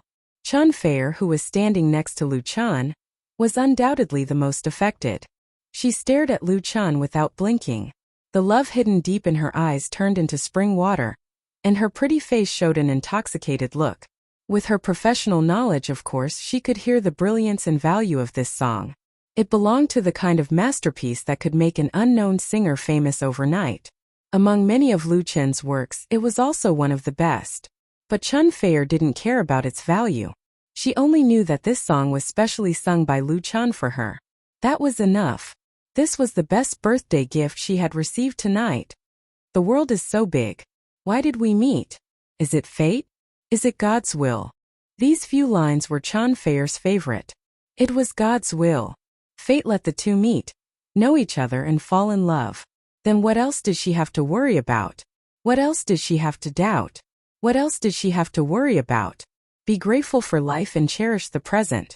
At this moment, Chun Fei really understood a lot. This was love. When Lu Chen's song ended, the audience burst into thunderous applause. Many fans stood up and shouted Lu Chen's name loudly. It was as if the Mecca Center had suddenly become Lu Chen's home ground, and the whole world was cheering for him. But it didn't matter at all. The fans didn't care, and neither did Chun Fei. Lu Chan also stood up, took Chun Fei's hand, and bowed to the fans at the scene to thank them. Kiss! No one knew which fan shouted first, but it immediately turned into a roar of countless people. Kiss! Chun Fei's pretty face suddenly blushed. Lu Chan smiled and generously turned around to kiss Chun Fei, cleverly responding to the fans' cheers. If they really wanted to kiss, it would be after they got home. It was not good to teach children bad things in public. At this point, Lu Chen's appearance was over, and he returned the stage to Chun Fei. The star of tonight could only be Chun Fei. Of course, Lu Chen just hid backstage. When the fan meeting was over, he still had to accompany Chun Fei to have a really beautiful birthday night. A night that only belonged to the two of them. Note: in my voice, lyricist/composer. Chu Wanting. Chapter 355. Shanghai the Bund. It was already past 10 o'clock in the evening. The night sky was like a huge and thick black curtain, so deep that it could not be dispersed. The strong night wind blew away the dust that shrouded the city, and the twinkling stars quietly appeared. Under the night sky, a long light belt extended along the Huangpu River. The gorgeous neon lights highlighted the splendor of the Oriental Pearl Tower. The boats on the river were weaving, and the sound of steam whistles could be heard from afar. All kinds of Gothic, Roman, Baroque, and East-West architectural expositions were displayed in the night, releasing the charm of this city that never sleeps. 100 meters away from the Bund Square, Jinhui Jewelry sent off the last few customers and was ready to close. The shop assistants, who had been standing for most of the day, finally breathed a sigh of relief. They talked and laughed as they did their last work. For them, a busy day was over. However, at this time, a young couple holding hands appeared at the door. Several shop assistants couldn't help but look bitter. What they hated the most was customers who came when it was about to close. They had to delay the closing time and everyone had to be present no matter what, and they couldn't give the customers the feeling that they were about to close. In fact, the people who came to this shop were basically tourists from other places, and they couldn't do any business. But no matter how disgusted they were, they still had to squeeze out a standard smile and say in a sweet voice, "Welcome." This was the company's rule, but no matter when or what kind of customers came, as long as the door was open, they had to be warmly welcomed, even if the other party didn't look like they had the money to buy any jewelry in the store. A jewelry shop assistant took the initiative to greet them. She bowed and asked with a smile, "Good evening, and welcome to Jinhui Jewelry. Our store has just received a new batch of goods. The styles are all designed by famous European designers, and the materials are very exquisite. Would you like to take a look?" Her words were actually very skillful. She calmly pointed out the grade of her jewelry store. If the other party was just looking at a new couple, they would most likely back off, which would save them time. but if they were powerful customers, they wouldn't feel offended. While the shop assistant was asking, she was also a little apprehensive because this couple was quite special. The man was very tall and wore a pair of sunglasses, while the woman was slender and graceful and wore a mask. It was impossible to see her true appearance. However, she felt that the two of them looked familiar, as if she had seen them somewhere before. This made the saleswoman even more careful, and her smile became even more sincere. The man smiled and said, "Then let's take a look. Are you closing soon?" The saleswoman quickly said, "No sir and miss, please come with me. What do you want to see? Ring, necklace, bracelet, or something else?" The man said, "Since you're here, let's take a look." As he spoke, he took off his sunglasses. Ah! Suddenly, a short scream came from the side. The salesperson walking in front couldn't help but turn her head to look. Behind the nearby counter, a colleague was dumbfounded. Her face was flushed, as if she had seen a new world, and her eyes were filled with excitement. The shop assistant rolled her eyes at her, knowing that she was definitely going to be out of luck. The rules of Jinhui jewelry were very strict. If she yelled in front of customers like this, her salary would definitely be deducted. Even the store manager was watching. However, she soon discovered that the other colleagues here were also showing similar excited expressions. The saleswoman couldn't help but turn around, and then saw the man who had taken off his sunglasses. Lu Chun. She couldn't help but exclaim softly, "This tall and handsome man. Wasn't he the male lead of Autumn in My Heart? Lu Chun?" The saleswoman believed that she couldn't be wrong, because she had watched this TV series 3 times. Every time she watched it, she would cry. She was absolutely familiar with the male and female leads. This was 100% Lu Chun. And the woman holding his hand, who else could it be but Chan Fei? If it wasn't Chan Fei, then it would be big news. The saleswoman was also dumbfounded. She had seen many different kinds of guests, but it was really the first time that she was in such close contact with her favorite idol. She was completely at a loss. Fortunately, at this time, the manager rushed over and took over her job as the saleswoman. At the same time, the experienced manager asked the staff to close the store. On one hand, it was closing time, and on the other hand, it was to solemnly entertain the distinguished guests. The purchasing power of these two was unquestionable. Lu Chun took Chun Fei's hand and sat down in front of the jewelry counter. Tonight he attended Chun Fei's fan meeting and gave her a big birthday surprise. But the real birthday present hadn't been given yet. Lu Chun really didn't have much experience in this area, and he didn't know what to buy for Chun Fei, because the latter didn't lack anything at all. So after thinking about it, he didn't buy it for now. After the fan meeting, he would kidnap Chun Fei and let her choose what she liked while enjoying the sweet world of the two. The two strolled around the bund for more than half an hour and walked into this stylish jewelry store. Of course, Chun Fei didn't lack jewelry, but the birthday present that Lu Chun wanted to give her was another matter. In fact, since the latter appeared in the center of Mecca, her heart had been full of sweetness and happiness. Even her IQ and EQ had dropped a lot. Not to mention buying jewelry, even if it was just a Tinyuan spicy hot pot, she would still be satisfied. The store manager asked someone to take out the best jewelry from the safe inside. In big jewelry stores, the best quality and most expensive goods were never directly displayed on the counter. They would only be taken out when meeting specific customers. 3 velvet sandalwood jewelry boxes opened on the counter, immediately attracting Chun Fei's attention. Women's resistance to jewelry was always insufficient. Even Chun Fei was the same. These diamond jewelry were undoubtedly first class. Both the shape and the style were excellent. Even a layman like Lu Chun was quite moved, let alone her. Like a proud queen, Chun Fei tried on more than a dozen pieces of jewelry in one breath, including necklaces, bracelets, brooches, and earrings. She simply couldn't put them down. In the end, she left behind a pink diamond necklace and a ruby brooch. It was difficult to choose. Lu Chun smiled and said, "I'll take both." The store manager said, Yes, these 2 pieces of jewelry really match you too perfect." She wasn't just saying good words for the sake of sales, but she really had such an idea. The naturally beautiful Chun Fei should be matched with such jewelry. It could be seen from the eyes of the other staff present. If it weren't for the store's rules, they would probably take out their mobile phones and take pictures of the scene of Chun Fei trying on the jewelry. Chun Fei looked around in the mirror, and finally took off the pink diamond necklace. "I'll take this brooch." The store manager sighed secretly. She felt that this necklace was the most suitable for Chan Fei, and the price of the necklace was more than 10 times that of the brooch. A big business was ruined. She could also see that Chan Fei really liked it, but she didn't want Lu Chan to spend too much money. The store manager was very envious of the relationship between the two superstars.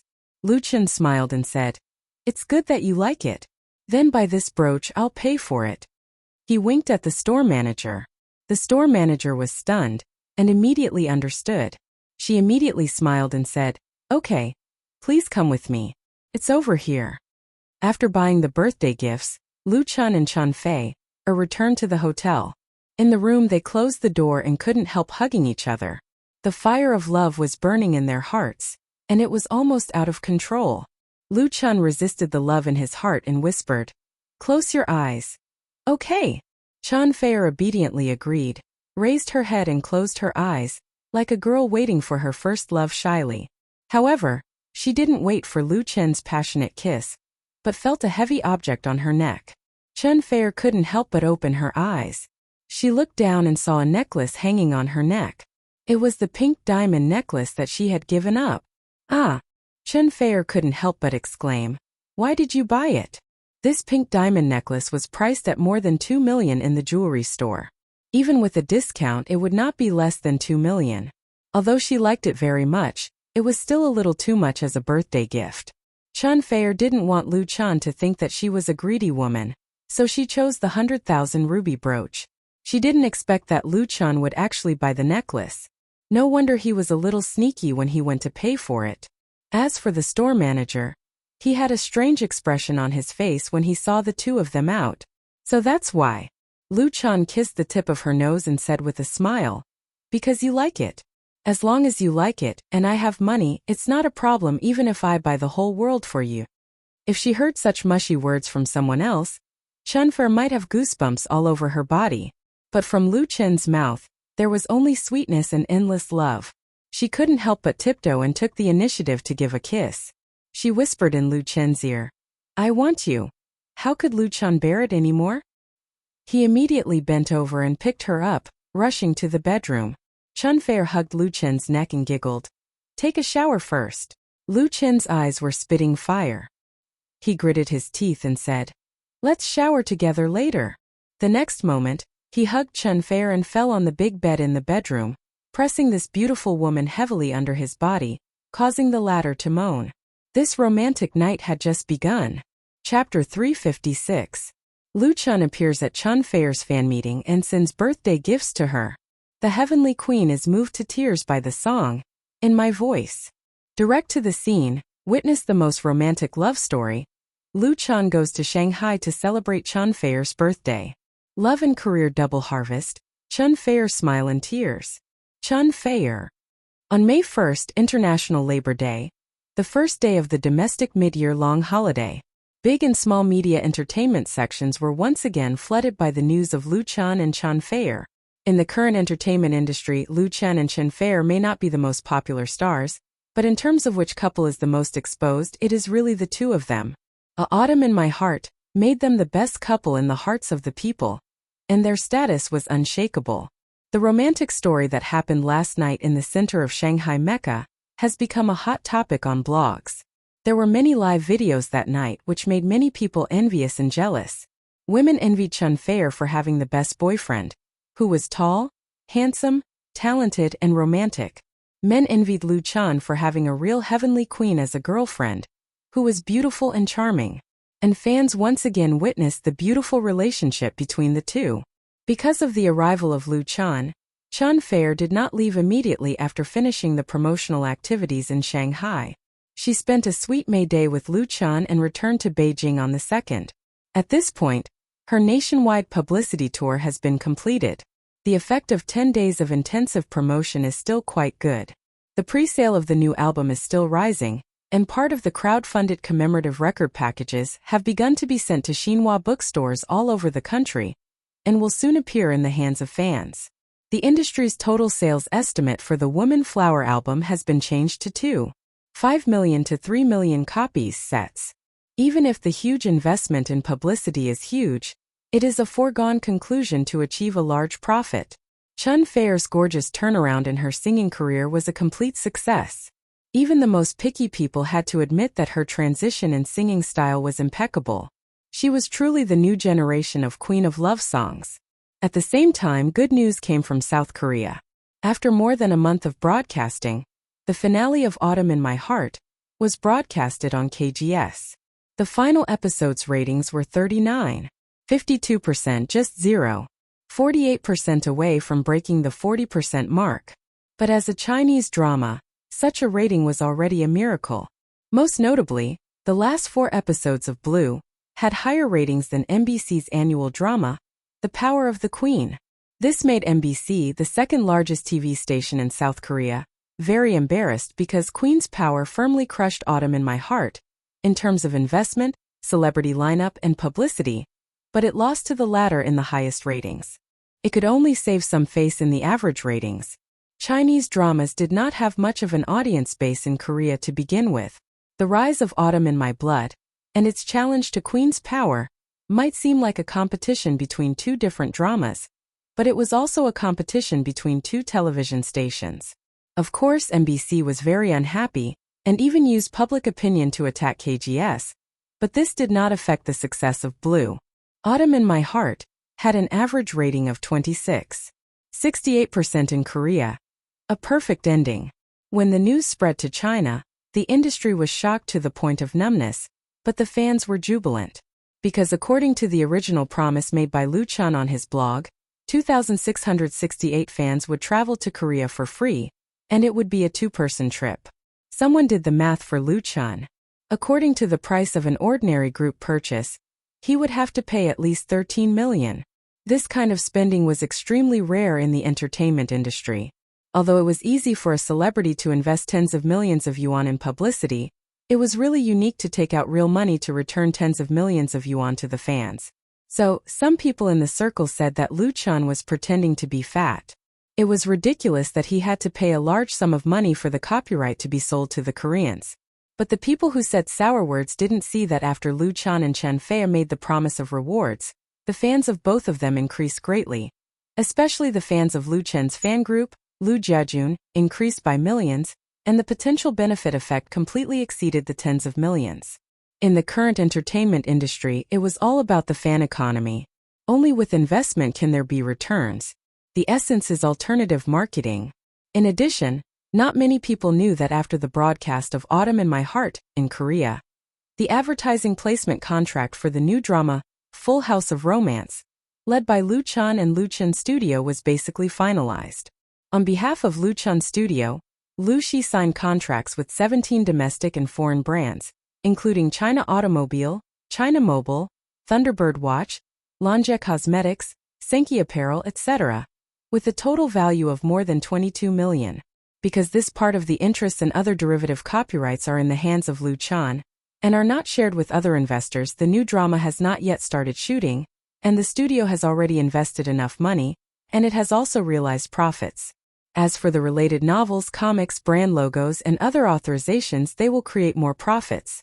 In addition, Autumn in My Heart is still playing a residual heat. TV stations and agents in Japan and several Southeast Asian countries are interested in importing this TV series, and they can make another profit. Under such circumstances, the shortage of funds that Lu Chun Studio once faced was easily solved. Even if he paid for the travel alone, there was no problem. Full House of Romance is scheduled to officially start shooting on May 8th. The locations include China and South Korea. And the total investment is several times that of Autumn in My Heart. There is also a small episode in this that is the Big V Entertainment View, who made a bet with Lu Chun on Wave's blog. Although his face has already been beaten swollen, he still kept his promise after the average ratings data of Autumn in My Heart in South Korea came out. It's just that the place where he ran naked was not in the crowded streets, but in an empty alley. As a result, it only attracted a lot of sarcasm. And Lu Chun has long forgotten about this matter. He went all out to devote himself to the shooting process of Full House of Romance. At the same time, something quite sensational happened in the film and television circle. Because director Zhang Wentian had an irreconcilable conflict with the investors, the new film project, which was originally expected to start shooting this year, was announced to be postponed indefinitely, which was equivalent to an abortion. So, the movie role that the great director had promised to give to Lu Chan was naturally ruined. Chapter 357. Beijing Ziqing Garden. Night had just fallen, but there were already lights in the city. In the small dining room of room 1701 of Building 7, there were 4 dishes and 1 soup on the dining table covered with a white embroidered tablecloth. Pan-fried small steak, braised meatballs, home-cooked vegetables, steamed sea bass, and a steaming seafood soup.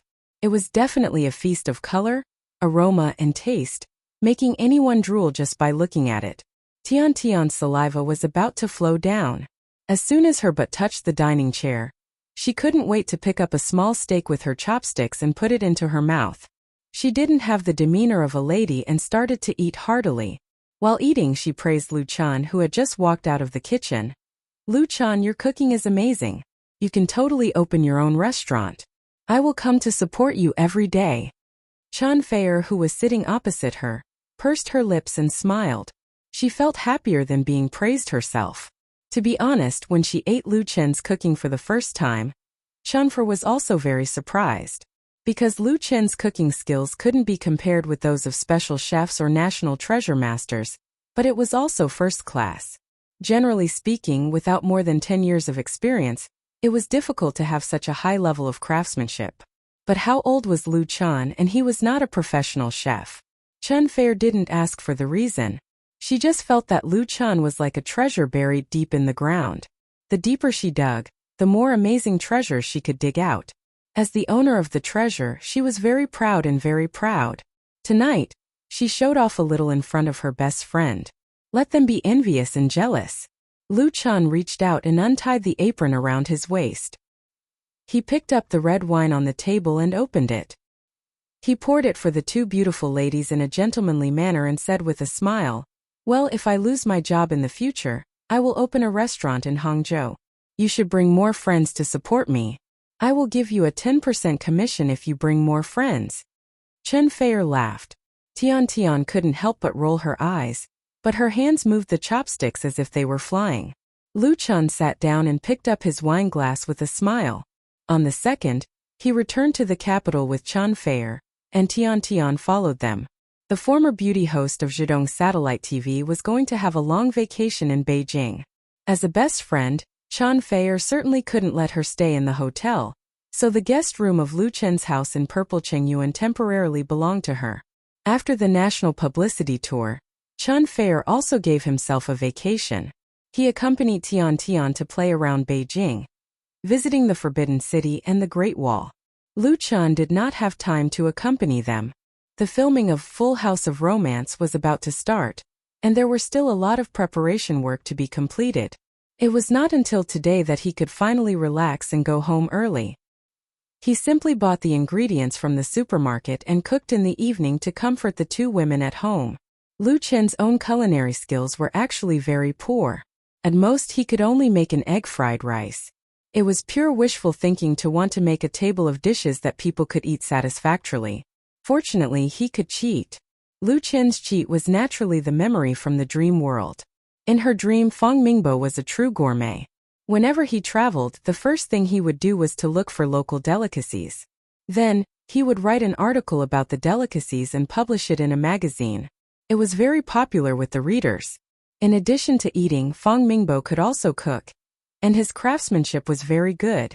It was with Fang Mingbo's memory knowledge that Lu Chan was able to show off his skills in front of Chen Feier and Tian. The 3 of them chatted and laughed and shared a bottle of red wine together. An intoxicating blush appeared on the pretty faces of Chen Feier and Tian. Under the light, they were really as beautiful as jade and pleasing to the eye. Lu Chan secretly sighed that his hard work had not been in vain. After dinner, the work of cleaning the table and washing the dishes was taken over by Chen Feier and Tian. When they finished and came to the small living room upstairs, Lu Chan had already prepared tea. "Sister Feier, you are so lucky." Tian sat on the sofa.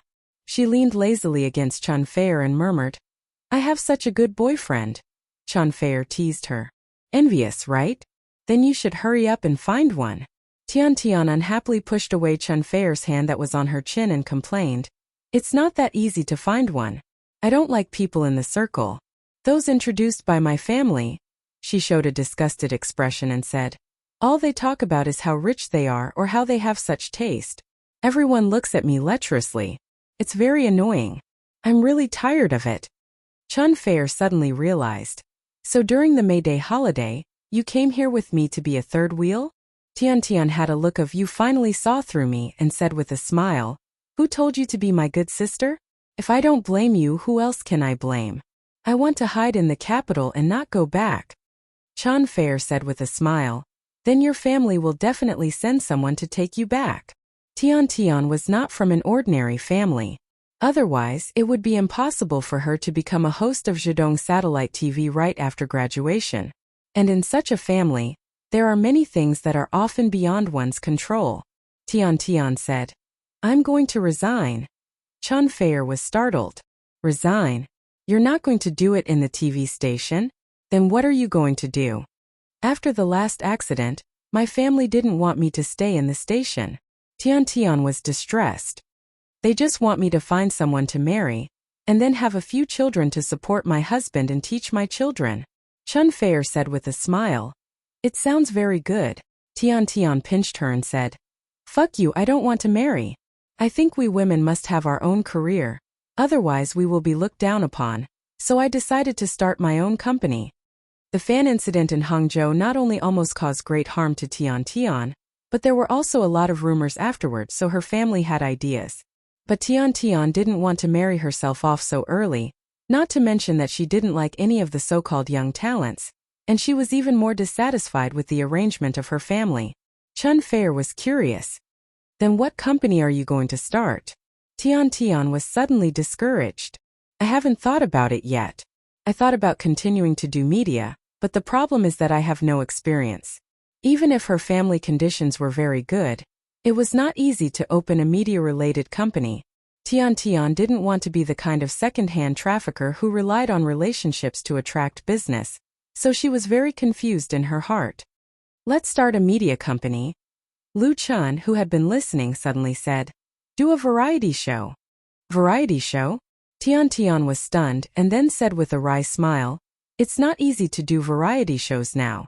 Nowadays, the entertainment market is extremely prosperous. There are many private media companies. There are many companies that specialize in the production of variety shows and then resell them to TV stations. The famous ones are Superstar Media, Senmu Entertainment, and so on. However, because of the high ratings of variety shows, the competition is also extremely fierce. The phenomenon of imitation in the industry is extremely rampant, leading to the serious homogeneity of programs, and the audience has appeared aesthetic fatigue.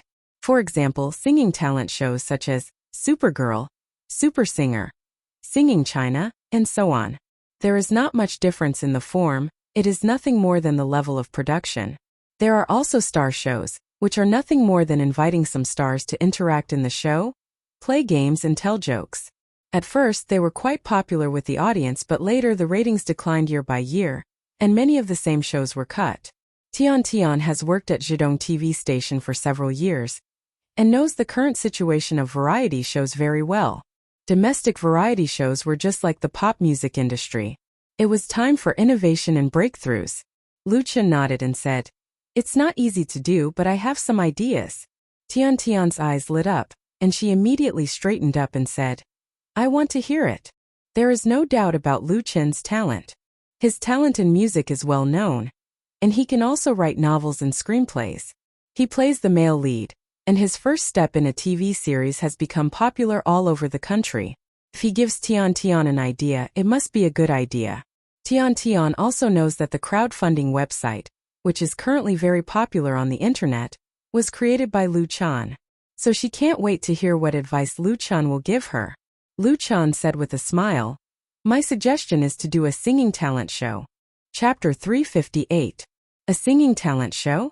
Tian, who had high hopes for Lu Chan, didn't expect him to put forward such a suggestion. If Lu Chan wasn't her savior and best friend's boyfriend, she would have thrown a contemptuous look at him. "You can't do this to your sister." Even so, Tian's expression was a little strange. Chunfair couldn't stand it anymore. She said to Luchan coquettishly, "Can you still do a singing talent show now?" Not only has she participated in Singing China, but she has also served as a judge for many talent shows before that. She deeply understands the current situation of talent variety shows in China, especially in the most common singing talent show. The fight between TV stations is already in full swing. If Tian's own media company is involved in it, I'm afraid that even her bones will not be left. Look at what kind of bad idea you came up with. Tian hesitated for a moment and said, "In fact, if you want to do it, you can give it a try." In fact, she didn't mean what she said. It was all to take care of Luchan's face. Luchan, of course, knew what the two people were thinking. He said with a smile, "The people in charge of the show will change and the routines will be different. The singing talent show has the widest audience, but in the form of the show, there is great potential to be tapped." The disappointed Tian couldn't help but have a trace of interest again. Luchan is so confident. He must have a good idea. Chunfair glared at him and said, "Tell me quickly. Don't keep me guessing anymore." Luchan chuckled. He thought carefully for a moment in his mind and said, "The singing talent show I envisioned is divided into 4 stages in content production. First of all, the first stage is the blind selection of mentors." Tian was stunned. Blind selection of mentors? Blind as in blind? "That's right," Luchan replied. "This is the selection stage of the talent show. The star mentors only choose the voice and are not affected by any other factors.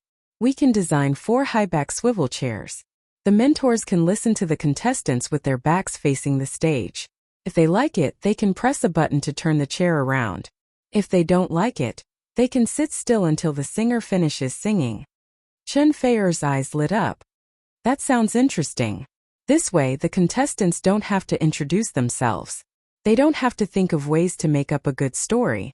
They can rely on their own strength to speak for themselves. That's a good idea. Nowadays, many talent shows are almost reduced to story clubs. They can't survive without a good story. Moreover, there is no lack of people who play to the gallery before the performance, which makes the audience feel embarrassed." Chunfair was very disgusted with this kind of intentional or unintentional show. Luchan's idea undoubtedly avoided these problems and made the talent show more professional. It was definitely a different approach. And turning the chair is much more interesting than pressing the light. Luchan continued, "While this segment is a test of the students' singing skills, it's also a competition of judgment between the celebrity mentors. Of course, there is no need to worry even if you are not selected by the instructors at this stage. You can continue training in the training camp and wait for the next opportunity. A mentor can choose up to 14 contestants and students.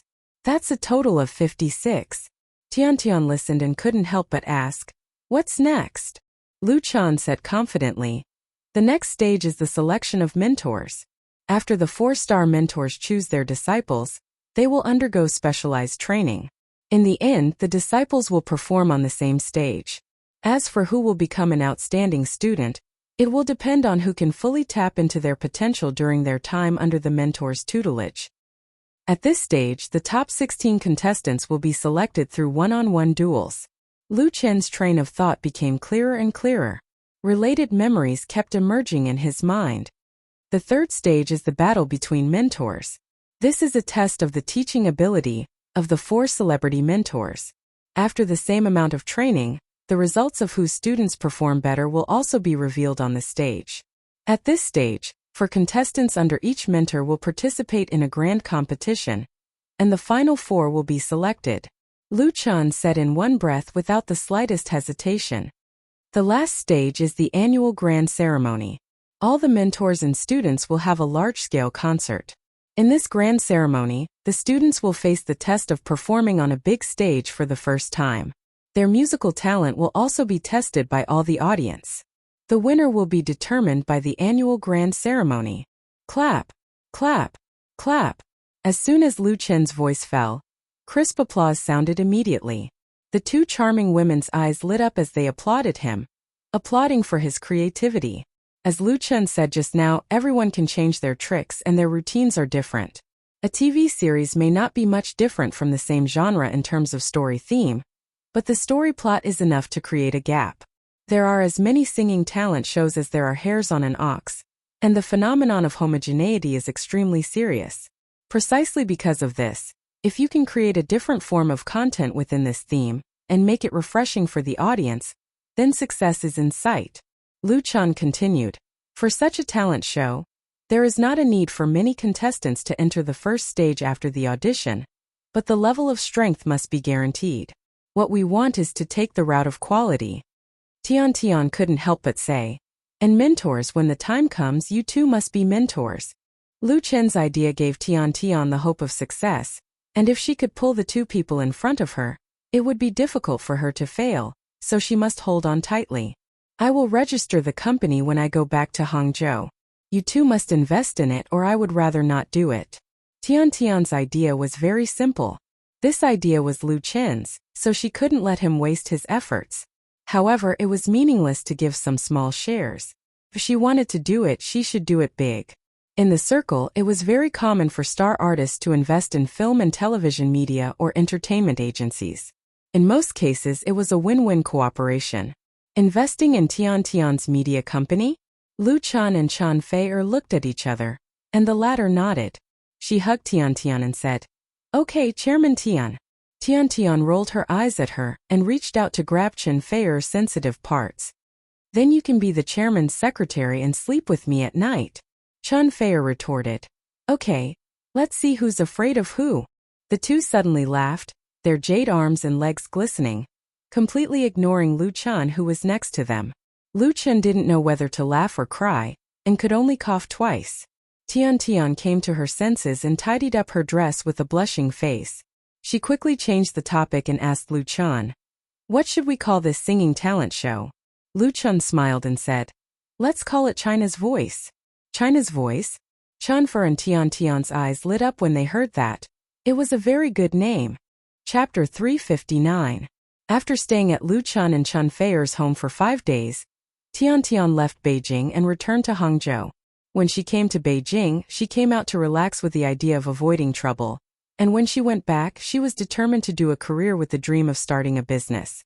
With the suggestion of Lu Chan and the support of Chen Fei, Tian Tian decided to open a media company in Hangzhou, mainly engaged in the production of variety and entertainment programs. The first project of the new company was The Voice of China, and Lu Chan and Chen Fei each invested a part of the capital and became shareholders of the media company. On May 7th, the day before the start of Full House of Romance, Lu Chan was invited by Chan Jinhao to visit the great director Zhang Wentian, who was recuperating in Beijing. Zhang Wentian is one of the representatives of the third generation of directors in China. He once directed 2 big dramas, Romance of the Three Kingdoms and Water Margin in the 1990s, which created a record for the ratings of TV series. The great director has also shot many costume blockbusters. He is good at historical and military-themed films and has won many awards. He is a respected senior in the industry and enjoys a high reputation. Last year, Zhang Wentian was preparing to shoot a historical blockbuster. At that time, Lu Chan met the great director through the introduction of Chan Jinhao, and won the other party's recognition with a song, "A Man Should Strengthen Himself," and a small supporting role. However, with the passage of time, things have changed. Now Lu Chan is no longer the small artist who just made his debut, and Zhang Wentian's debut work has been slow to move, until the recent news of a conflict with investors broke out, which led to the abortion of the new film. Zhang Wentian was also ill and stayed in the hospital for a few days, which made a lot of noise in the circle. After being discharged from the hospital, the great director refused all media interviews and recuperated in his old house. Chan Jinhao called Lu Chan and invited him to visit the old man. Of course, Lu Chan did not refuse. Zhang Wentian's old house is located in the old city. It is an independent courtyard house. Such a house has become an out-of-print existence in Beijing. The price is at least over 100 million yuan, and there is no market for it. When Chan Jinhao and Lu Chan came over, it was Qin Qing who opened the door for them. Lu Chan haven't seen the campus belle of Jingyin for some time. Last year he often went to Jingyin to attend classes and could see Qin Qing and chat with her from time to time. But since he started shooting TV series, he basically didn't go to Jingyin, and now he can't find time to recharge. So when he saw Qin Qing, Lu Chan felt a little embarrassed because his studies had been abandoned halfway. Qin Qing greeted the two of them in a natural and unrestrained manner, then led them into the door to see the old man. The renovated and remodeled courtyard exuded a quaint and elegant taste everywhere. Several green bamboos were planted in the corner, and a rattan chair was placed on the grape rack in the courtyard. Zhang Wentian was lying on the rattan chair and drinking tea, with an ancient zither next to him. An obese middle-aged man was making tea. The old man's complexion looked pretty good. His face was ruddy and his expression was comfortable. There was a kind of leisurely and complacent taste of not caring about the affairs of the world. Seeing Lu Chan and Chan Jinhao, Zhang Wentian didn't get up. He nodded and said, "Sit down." Of course, the two of them had made an appointment to visit him. Now, this old man was basically in a state of retirement. Not only did he refuse to be interviewed by the media, he rarely even had visitors. Chan Jianhao could be considered to have gained a lot of face. Lu Chan only now learned that Chan Jianhao and Zhang Wentian are relatives. He used to work in the latter's crew so he can get a bench in front of the great director. "Director Zhang, how are you recently?" As Lu Chan greeted him, he put the gift he brought on the tea table. Although the role of Zhang Wentian's new film was ruined, Lu Chan couldn't come to visit empty-handed. He brought an authentic Korean wild ginseng, worth more than 100,000 yuan. Zhang Wentian knew what was good. After glancing at it, he said half-jokingly and half-seriously, "Xiao Lu, you're slapping my face. I didn't do what I promised you, and you still sent such a valuable thing." Lu Chan didn't know whether to laugh or cry. "Director Zhang, don't joke with this junior. This junior can't afford it. I came here today just to see you. I really have no other meaning." Zhang Wentian laughed and said, "You probably don't like that small role now. The TV series starring you are all popular in South Korea, which has won a lot of face for domestic TV series. Sit down, sit down." He had accepted this gift out of respect for him. People in the industry know that Zhang Wentian rarely accepts gifts from others, especially star artists. If the new film hadn't been aborted, he definitely wouldn't have taken Lu Chen's things, but now it doesn't matter, because he'll find an opportunity to return Lu Chen a favor. With Zhang Wentian's status in the circle, it's really easy to help Lu Chen. There's no problem of not being able to afford it.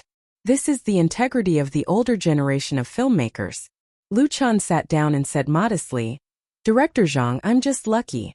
He didn't expect Zhang Wentian to pay so much attention to him. "Luck is also part of strength." Zhang Wentian sighed and said, "I don't have such good luck. Today's film market.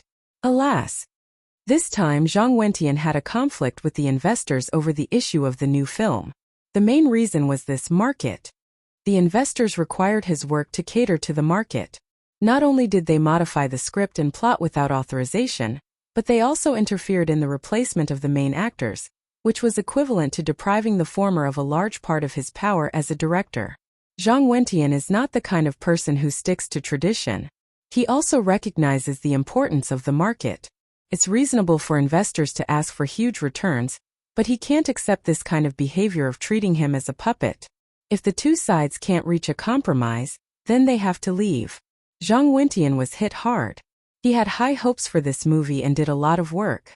As a result, because of the problem of concept, all his hard work was ruined. Naturally, his heart was particularly upset. Nowadays, the domestic film market is growing larger and larger, and the size of the box office is comparable to that of the United States. The huge interests have led to the increasingly impetuous mentality of the practitioners. Everyone wants to make big money and fast money, ignoring the essence of film. Zhang Wentian's experience was accidental and inevitable. According to some people, he can't keep up with the times. After resting at home for a few days, Zhang Wentian finally thought it through, and his mind about the movie faded. He is very old now, and he is not short of money or fame. It's almost time for him to retire. Drinking tea and chatting with 3 or 5 friends at home is the right way to live out one's life. As soon as Lu Chan sat down, the fat man next to him poured him a cup of hot tea. Lu Chan quickly said, "Thank you." He thought the other party looked a little familiar. It seemed that he had seen him somewhere before. He was definitely not a nobody. Zhang Wentian noticed Lu Chen's eyes and said with a smile, "This is my student Wan Xiaoquan. You should have heard of him. He has just been released from prison recently." Wan Xiaoquan. Lu Chen suddenly realized. No wonder he felt familiar. It turned out to be this person. Wan Xiaoquan is also a director. He is regarded as a fifth-generation director in China. He graduated from the directing department of Beijing Film and Television Academy. He has shot many films and TV series such as Strange Tales from a Chinese Studio, Legend of the White Snake, Shui Rengui, and so on. He enjoys a certain reputation in the industry, but what he is most famous for is his bad temper. Scolding actors, scolding producers, scolding screenwriters, scolding investors. When Wan Xiaoquan makes a movie, there are always topics. He often fights with the media, and his relationship with the media is very bad. The evaluation of him in the circle is talented and bad-tempered. At the end of 2014, Wan Xiaoquan had a fierce conflict with someone in the crew. He slapped the other party into a concussion and deafness in his left ear. As a result, he lost money and was sentenced to 1.5 years for intentional injury. This was undoubtedly a big blow to Wan Xiaoquan. His wife divorced him, the Directors Association removed him from the list, and his future was ruined. Last time Wang Bin was arrested for drug abuse, some people on the blog jokingly said that the Prison Storm blockbuster lineup had added another general. Among them, director Wan Xiaoquan was mentioned. He was still in prison at that time. However, compared with those stars and celebrities who were arrested for drug abuse, prostitution, and drunk driving, people in the circle have a much better evaluation of Wan Xiaoquan, because his bad temper is not against people. The guy who was slapped by him really deserved a beating, but no one expected that it would cause such serious consequences. Lu Chen has seen Wan Xiaoquan's Legend of the White Snake. The director has great strength and ideas in making this kind of strange film. He is very good at the use of camera and color. He is a really talented person. Lu Chen has also seen the news about him being in prison. He didn't expect that the protagonist of the story was sitting next to him. He immediately reached out to Wan Xiaoquan and said, "Director Wan, hello? Nice to meet you." Wan Xiaoquan shook hands with Lu Chen and said with a wry smile, "Don't call me Director Wan. I am now a released person. I don't think I will be able to make a film in the future." There was a trace of bitterness in his expression, but his eyes were calm. Obviously, this rough experience taught him a big life lesson and taught him a lot of things. Lu Chen shook his head and said, "Director Wan, with your talent, you don't have to worry about not having a film to shoot." He took out a business card from his bag and handed it over with both hands. "My name is Lu Chen. I have opened my own studio and am currently shooting a TV series. I hope to have the opportunity to cooperate with you." Wan Xiaoquan took the business card and said a little embarrassedly, "I don't have a business card. Can I give you my number?" Lu Chen said with a smile, "Of course you can." He is now shooting a TV series, but his further goal is to make a movie. The status of a movie is not comparable to that of a TV series. The market scale is larger and the influence is higher. Therefore, Lu Chen is not being polite with Wan Xiaoquan. Maybe there will be a chance to cooperate with the latter in the future. He wrote down Wan Xiaoquan's contact information. Zhang Wentian watched from the side with a smile on his old face. Lu Chen, this young man is really good. There are few new generation stars like him in the circle. He is neither arrogant nor impetuous, neither servile nor overbearing. He is experienced and talented. He has all kinds of advantages. Looking at Lu Chen, director Zhang felt that he was really old. Chapter 360. On May 8th, the rankings of the China music chart for the first week of May were announced on time. Without any suspense, Chen Feier's new album Woman Flower took the top spot. All 10 works in the album were on the chart, including the title song Woman Flower, the second title song, Come Across the Sea to See You, Hello Tomorrow, and Meet, which occupied the first to fourth places on the chart. The Coronation of the Heavenly Queen. That was the first news title published by a well-known entertainment website after the chart was refreshed. Chen Feier's new album not only created the highest sales of domestic records in recent years, but also received widespread praise both inside and outside the circle. Her successful transformation has undoubtedly allowed her music career to climb to a new peak. Some people on the blog asserted that with this album, Chen Fei could continue to be brilliant in the pop music world for another 10 years. That night, in the banquet hall of the famous Regent Hotel in Beijing, many media reporters surrounded Chen Fei. Among them, there were reporters who got the news and asked her about the album. Chen Fei accompanied Lu Chen to attend the opening ceremony of Full House of Romance that night. When filming Autumn in My Heart, in order to save costs and because the project received very little attention, the crew did not hold a grand opening ceremony. This step was very simple. At that time, Autumn in My Heart was like an ugly duckling. Even with the addition of Chen Fei, it did not attract much attention. Today's situation is completely different. Lu Chen and Chen Fei became the best couple on the domestic screen with Autumn in My Heart. The start of the new drama, Full House of Romance, can be said to be the focus of attention. Under such circumstances, if they didn't hold a grand opening ceremony and didn't invite all kinds of media to visit, not only would their partners not agree, but others would also have doubts in their hearts. Is there a problem? In fact, the opening ceremony of the film and TV series is also an important strategy in the early stage of publicity. In the past, domestic film and TV series did not use this method, but after entering the new century, Hong Kong artists and directors have gone north, which also brought this trend. As a result, many domestic-related practitioners would not feel at ease if they did not light candles and offer incense before filming started. If something happened during the filming process, it would inevitably be attributed to the ritual not being done well. It was better to believe it than not. Nowadays, domestic film crews were very good at this. The location of the opening ceremony was either at the film city or the filming site of a scenic spot, or in a hotel.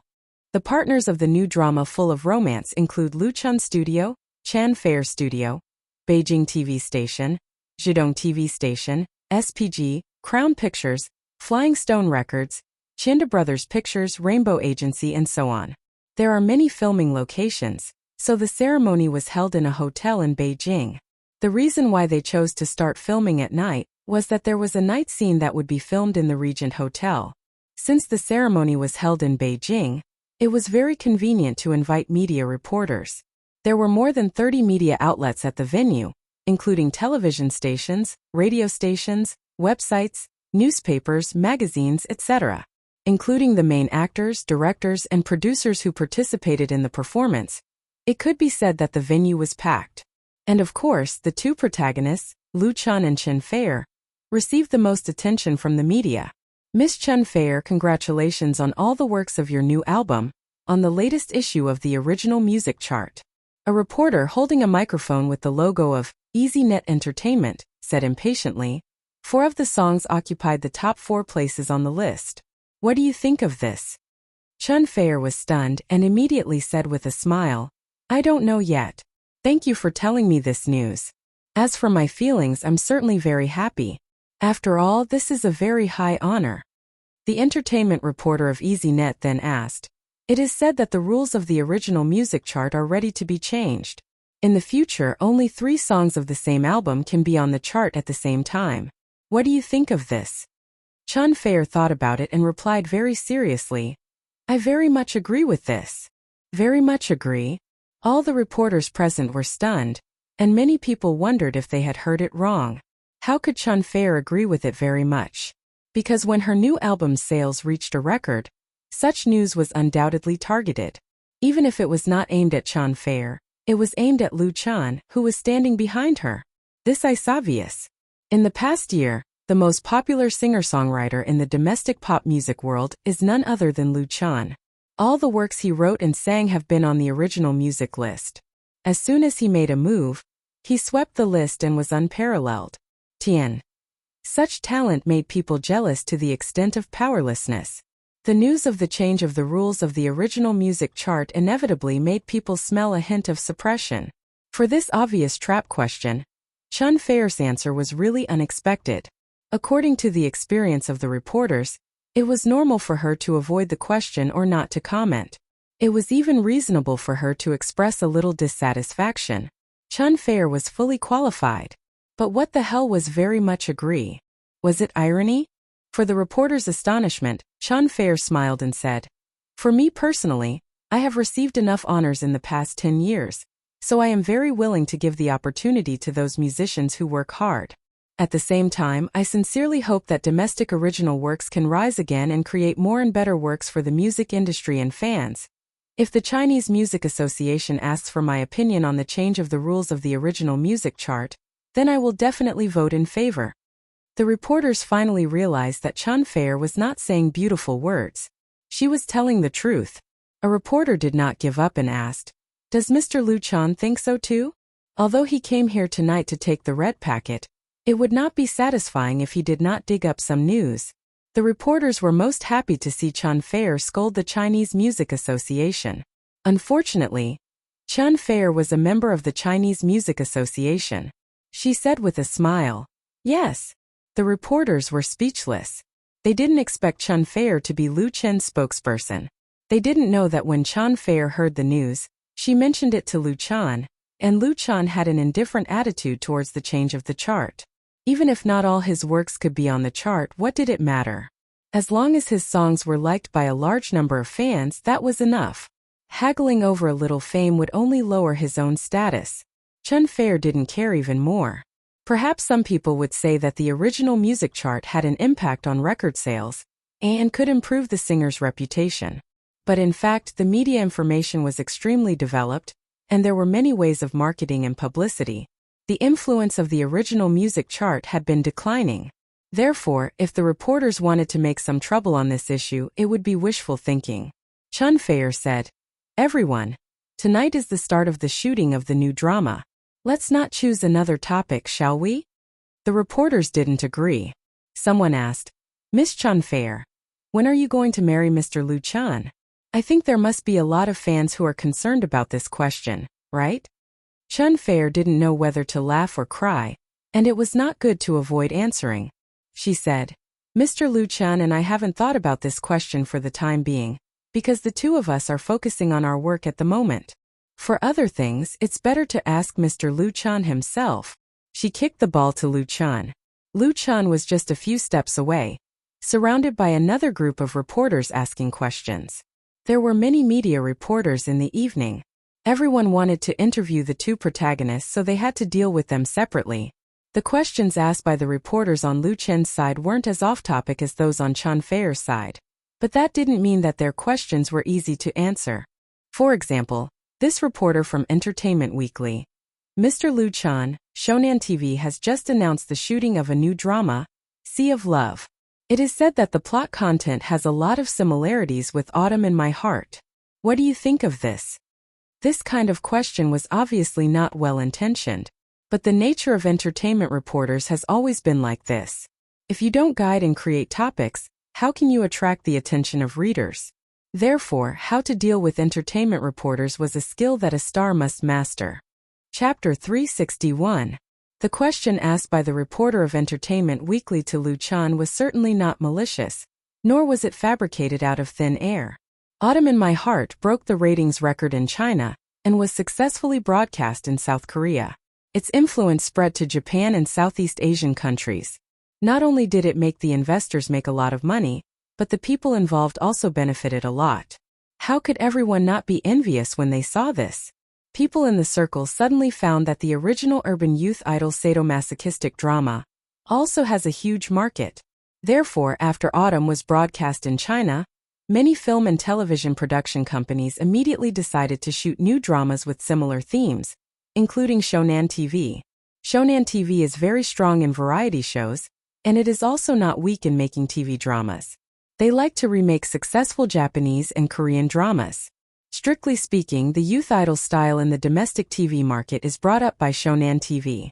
It's just that there are more TV dramas of the same type nowadays, and Shonan TV's original method can no longer be used. The last time their annual drama hit Autumn in My Heart, the result was a complete failure. But Shonan TV has a characteristic that is very admirable. That is, they are extremely thick-skinned and have a strong ability to imitate. They don't care about other people's criticism at all, and they quickly set their eyes on the market effect brought by Autumn in My Heart. In terms of imitation, there is really no one comparable to Shonan TV. Shonan TV's new drama Autumn in My Heart was released under such a background. It is simply to compete with Liu Chan, because this drama is very likely to collide with Lu Chen's Full House of Romance during the summer vacation. At that time there will be a fierce collision, and even if Autumn in My Heart can't beat Full House of Romance, it will still make a profit. Because of the topic, Shonen TV's hype skills are very deep, and they are absolutely not afraid of a lawsuit. Their screenwriter is very clever. Of course, Lu Chen knows that this question is very difficult to answer. It is not good to be serious, but it is also wrong not to be serious. He thought about it and replied, I have no opinion because I know nothing about this matter, so I can't answer. Lu Chen is not a stupid person. How can he fall for the reporter's trap? At this time, Tai Chi was the best choice. However, the reporter obviously wouldn't let Lu Chen go just like that. He continued, Shonen TV has invited Zhang Liwei and Hu Yang to play the leading roles. What do you think of this? Shonen TV played very cleverly. Not only did their new TV series follow the trend of Autumn in My Heart, but they also poached two important actors from Autumn in My Heart. People couldn't help but admire their ability to ride on the limelight. Lu Chen knew about this matter. In fact, Zhang Liwei and Hu Yang originally intended to continue to cooperate with him, but after careful consideration he gave up. First of all, it was because Full of Romance was not a sequel or a sister show to Autumn in My Heart. Using too many of the original cast members would make the audience tired of watching the show, which was not conducive to the performance of the characters. In addition, the value of the two rookies was too high. The total investment of Full of Romance reached 50 million, several times more than Autumn in My Heart, but a large part of it was the salary of Lu Chen and Chen Mu. Their salary together accounted for 1/3 of the budget. Under such circumstances, if they gave Zhang Liwei and Hu Yang a high salary, it would seriously squeeze the production cost, or increase the investment budget, which was not what Lu Chen and the investors wanted. Therefore, after discussing with the partners, Lu Chen used most of the new actors in this new TV series. Therefore, he could only apologize to Zhang Liwei and Hu Yang. Of course, it was understandable that Zhang Liwei and Hu Yang would go to Shonen TV's Sea of Love. Lu Chen smiled and said, Zhang Liwei and Hu Yang are both very good actors. I had a good time working with them before. I wish them success again. It was simply watertight. The reporter who asked Lu Chen suddenly felt a sense of powerlessness. It was reasonable to say that a young artist like Lu Chen, who had just debuted, should be easy to provoke. However, he was so experienced as if he had been in the industry for decades. The reporter from Entertainment Weekly did not admit defeat. He immediately said, Then what do you think of Hu Yang's new contract with Juxing Agency? Is it because of Juxing Agency that you don't want to continue working with him? After Hu Yang became famous overnight in Autumn in My Heart, he quickly terminated his contract with the original second-rate agency and changed his boss. He signed with Jin Hongwei's Juxing Agency, and many people in the industry knew about the grudge between Jin Hongwei and Lu Chen. However, the reporter did not know whether it was intentional or unintentional, but he had reversed the relationship. Hu Yang signing with Juxing Agency was a recent matter, and it had nothing to do with Lu Chen's refusal to join Full House of Romance. Although Lu Chen's self-restraint was very high, he was still angered by the malicious question. He did not lose his temper. Instead, he glanced at the reporter and said, This is very irresponsible. I don't think Hu Yang will agree with it. Being glanced at by Lu Chen, the reporter from Entertainment Weekly could not help but feel nervous. Of course, he could hear the warning in Lu Chen's words, and he could not help but want to retreat. If he continued to ask like this, he would really offend someone, and it was a star artist with a promising future. Even if he succeeded for the time being, he was afraid that he would not be able to survive in this industry in the future. Because when he came, he had taken a red packet. There were rules in the industry. People who took benefits and still made things difficult for him were not welcome anywhere, unless they were completely shameless. The reporter from Entertainment Weekly was still shameless. He smiled awkwardly and said, I don't have any questions. Lu Chen nodded and calmly answered other people's questions. After a reporter's interview, he really felt more tired than fighting a war. None of these reporters were easy to deal with. The questions they asked were quite tricky. If he was not careful, he could fall into the trap. So, Lu Chen had to be fully focused to deal with them. Next time, I won't do this kind of opening ceremony. After it was over, Lu Chan said to Chun Fair half jokingly and half seriously, "It's too tiring." Chun Fair smiled and said, "It's good to get used to it." Lu Chan shook his head and said, "I'd rather spend more time filming and singing." His new drama, Full House of Romance, would officially start shooting tonight. After shooting the scenes in Beijing, Lu Chan and Chun Fair would fly to South Korea with the crew. The two of them would finish all the foreign scenes in Jeju Island, a tourist resort in South Korea. Chapter 362. Jeju Island was the largest island in South Korea, under the jurisdiction of the Jeju Special Autonomous Province. It covered an area of nearly 2,000 square kilometers and had a population of more than 1 million, mainly concentrated in Jeju City. This typical volcanic island had a warm climate and beautiful scenery. Its volcanic landforms and lava caves were designated as World Natural Heritage by UNESCO and one of the 7 new wonders of nature in the world. Jeju Island not only had a unique island scenery, but also inherited the unique folk culture of the ancient kingdom of Jara. It was known as the Hawaii of South Korea. The island's tourism and aquaculture industry played an important role in South Korea. In addition, it was also the filming site of many South Korean movies, TV series, and reality shows. It was also one of the main destinations for domestic tourists to South Korea. Most of the Korean plot of Full House of Romance would be filmed in Jeju Island, with a small part in Seoul. Compared with the original work in the dream world, Lu Chen's new script had enriched the plot, expanded the length of the characters, and big foreign scenes. Filming abroad was actually a very troublesome thing because it involved local laws and regulations. It was not as simple as carrying a camera and finding a place to start filming immediately. It required coordination from all aspects. Fortunately, the crew had received strong assistance from the South Korean SPG, so the filming process was quite smooth. Except for a lot of small problems in the first 2 days after arriving at Jeju Island, there were not many twists and turns. This new TV series would no longer be filmed and broadcast at the same time. After all the filming was completed, it would be broadcast in China and South Korea at the same time. Lu Chen estimated that the filming and production period would be about 2.5 months. In this way, it could be broadcast during the summer vacation and compete for the ratings of young people. For a TV series with 25 episodes, the production period was not very short, but considering that there were a lot of foreign shooting content, the task was still very tight. "Cut!" Feng Hui shouted, stood up from the director's chair, and quickly walked in front of Lu Chan and Chun Fair. She frowned and said, "Fair, your body movements are too stiff. It's right to be shy, but you can't be too nervous. Be natural, try to be as natural as possible." Chun Fair blushed and said, "I got it, director. I'll try again."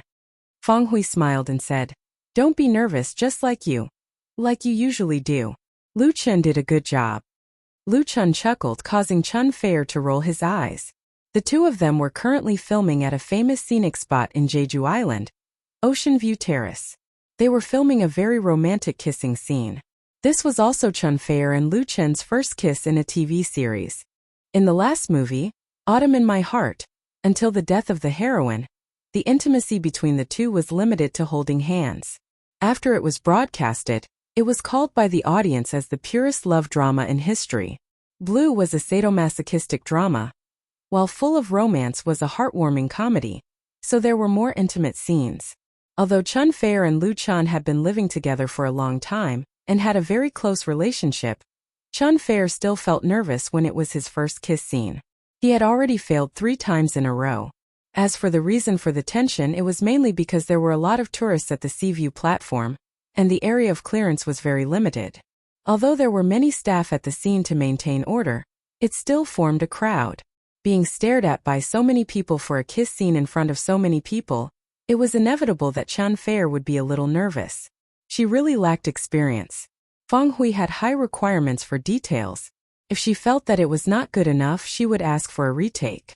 She would not compromise at all. On this point, Lu Chan was very supportive of Feng Hui. He said to Chun Fair, "Close your eyes and open them again. Don't look at others, just look at me." If in terms of singing, Lu Chan and Chun Fair's abilities were on par, then in terms of acting, Lu Chan, who had Mo Rant's memory, could completely be Chun Fair's mentor. Before filming Autumn in My Heart, Chun Fair had guest roles in several blockbusters, purely for fun. When filming Autumn in My Heart, The scenes between the two were basically filmed by Lu Chan. Therefore, Chan Fei trusted Lu Chan very much. She obediently closed her eyes, and after a while she opened them again. Only Lu Chen's figure was left in her eyes. All units attention. Ready the camera. Action. Lu Chen's gaze at Chan Fei instantly became affectionate. He reached out his hand and placed it on Chan Fei's pretty face, and the tip of his thumb gently stroked the corner of the latter's lips. The male lead played by Lu Chan was a big star. He was kind-hearted but stubborn. When he realized his love for the female lead, he naturally showed his strong side. Under his slightly aggressive gaze, Chan Fei was like a rabbit being stared at by an eagle. She shyly didn't dare to look at him, and instinctively wanted to turn her head to avoid his gaze. However, Lu Chan didn't give her the chance to escape at all. He resolutely lowered his head and kissed her on the lips. Faced with such an attack, Chan Fei suddenly opened her eyes wide, as if she couldn't believe what had just happened. However, under Lu Chen's domineering invasion, she gave up resistance and closed her eyes. Her hands tightly hugged Lu Chen's waist, and she awkwardly catered to the latter. The two of them kissed passionately. The background was the boundless blue sea, and seagulls flew across the sky, forming a beautiful picture. Cut. Feng Hui suddenly clapped her hands and said with a smile, "Very good, we passed." She was really very satisfied with the set of scenes that had just been shot. Although Chan Fei was not a professional actress, and she had never studied acting before, the speed of her improvement in acting was very obvious. Most importantly, Chan Fei had a very high understanding of acting. With the guidance of Feng Hui or Lu Chan, she could easily master the tricks of acting and quickly correct her shortcomings. Tian. That's right. According to the saying in the circle, she was born to make a living in this bowl of rice. But Feng Hui admired Lu Chan the most. If in terms of acting, Chan Fei was always learning and improving, then Lu Chen's performance was like that of a veteran actor who had been filming for decades. His subtle expressions and movements were impeccable. He interpreted the role with both body and spirit, and he rarely mispronounced the lines. Shooting Lu Chen's scenes was the easiest. The number of NGs was very few. It saved time, effort, and money. No director would dislike such an actor. Of course, Feng Hui was no exception. However, what she couldn't figure out was that Lu Chan did not study acting, and the time of his debut was not comparable to that of Chan Fei at all. So where did he learn such excellent acting skills? Feng Hui really couldn't figure it out. She could only classify Lu Chan as a monster. Even if it was a monster, there was no one like him. In just a year after his debut, he made a record, opened a studio, wrote a script, and filmed a TV series, and he was a big success in everything. Perhaps some people were born to be looked up to by others. Feng Hui sighed in her heart, clapped her hands and said, "Let's take a break for 10 minutes and get ready for the next scene." The crew on the scene was like a tight string that had been loosened, but the staff of the crew, the photography team, the recording team, and so on still had to continue to prepare for the next scene. Lu Chan reluctantly let go of Chan Fei. The two looked at each other and smiled. They both saw the sweetness in each other's eyes. Even if they were filming, the two of them just now were acting for real. It felt wonderful and very good. Lu Chan, Lu Chan. At this time there was a burst of shouting not far away. It turned out that several young female tourists were shouting Lu Chen's name outside the safety circle. If it weren't for the staff on the scene stopping them, they would have rushed over enthusiastically. Chan Fei pursed her lips and said with a smile, "Go and entertain your female fans. I'll go and touch up my makeup first." After that she left. Lu Chan shook his head, not knowing whether to laugh or cry. He had to walk towards the fans.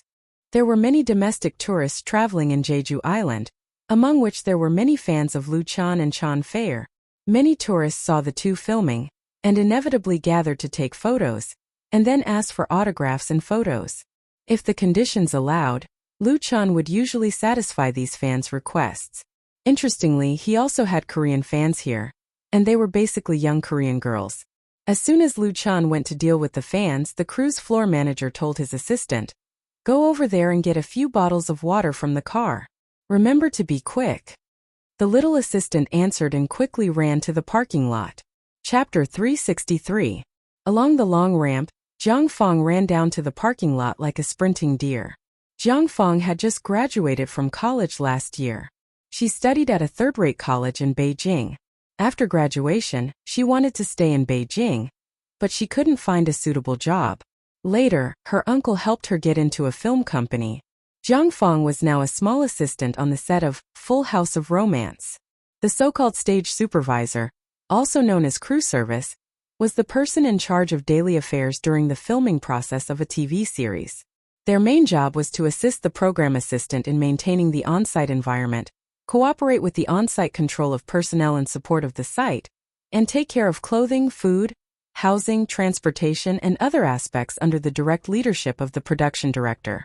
In other words, a stage supervisor was equivalent to the management of the crew. A crew usually had multiple stage supervisors. Their authority wasn't high, but their role wasn't small. They were indispensable to the crew. As for the stage supervisor assistant, to put it bluntly, they helped the stage supervisor do odd jobs. But Jiang Fong was very satisfied with this odd job, because many people wanted to get into the film and television crew but couldn't. If she didn't have an uncle who was in the industry, she would probably be washing dishes like many other students, struggling to make a living. At least she could still have a dream, right? And when she told others that she was on the set of Full House of Romance, people's eyes turned red with envy. They could see a big star every day. It was precisely because she deeply understood the preciousness of opportunities that Jiang Fong usually worked hard in her work. Although she was thin and small, she was not much worse than her male colleagues in the crew when she worked. Moreover, she had the advantage of being a girl. In addition, her mouth was very sweet. She could even say a few words to Lu Chan and Chanfei. Jiang Fong's dream wasn't big. She hoped that one day she could become a real stage supervisor.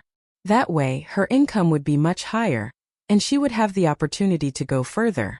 She ran to the parking lot and asked for a small box of mineral water from the cruise driver. Then she carried it back to the ramp that led to the Ocean View platform. Along the stairs, Jiang Fong sped up. In front of her was a group of people who didn't look like tourists. There was a cameraman carrying a camera bag, an assistant carrying a light pad, and 6 or 7 men in black suits and white shirts. These serious-looking men in suits were accompanying a tall and slender young man wearing a pair of big sunglasses. They occupied most of the space on the ramp. Jiang Fong didn't notice these details. She caught up from behind, and when she saw someone blocking the way, she ran along the edge of the drain. She ran a little too fast. As a result, just as she rushed to the small square below the Sea View platform, she staggered and lost her balance. She leaned to the left and almost collided with the slender young man who had also just come up. Whoa, whoa, whoa, whoa, whoa, whoa. The expression of a man in a suit next to the young man suddenly changed. While shouting, he stepped forward to block Jiang Fong and stretched out his hands to push the latter hard. Ah! Jiang Fong wasn't prepared at all. She was thin and small, and the other party's strength was very strong. She was immediately pushed away and fell heavily a few steps away, her head hitting the stone wall. The impact wasn't particularly serious. At least Jiang Fong didn't faint on the spot. However, the area of impact was lacerated and dark red blood immediately flowed out. Under the intense pain, she couldn't help but scream. The man in the suit who pushed her clearly didn't expect such an outcome. He was obviously stunned. The slender young man stopped in his tracks, a little hesitant. The man in the suit who was with him said something and then walked toward Jiang Fong, who had fallen to the ground. "What are you guys doing? Jiang Fong has been beaten up. Go down and take a look." Jiang Fong's scream from being pushed was heard by the crew members who were still on the Sea View platform.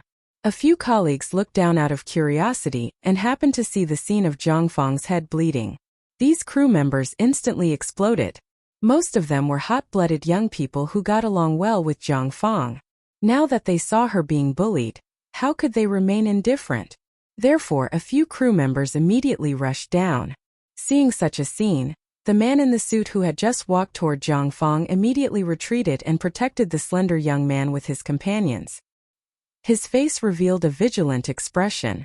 A few colleagues quickly ran to the scene of the incident. One of them helped Jiang Fong up while the other two angrily demanded justice. More crew members rushed over when they heard the news. The atmosphere immediately became tense. 4 or 5 men in suits stood in front of the slender young man and extended their hands to stop the crew members who wanted to demand an explanation. They covered the ladder as he tried to retreat. Japanese. It's the mother * king Japanese that beat up Xiaofeng. Call the police, we can't let them escape. Knowing that the other party was Japanese, the crew members became even more furious and resolutely stopped them from leaving. And these men in suits weren't to be trifled with. Seeing that they were surrounded, they immediately took action. Aya! Beat them up! Beat these bastards to death! In the blink of an eye, both sides fell into a chaotic battle. The nearby tourists quickly retreated to avoid being caught in the crossfire.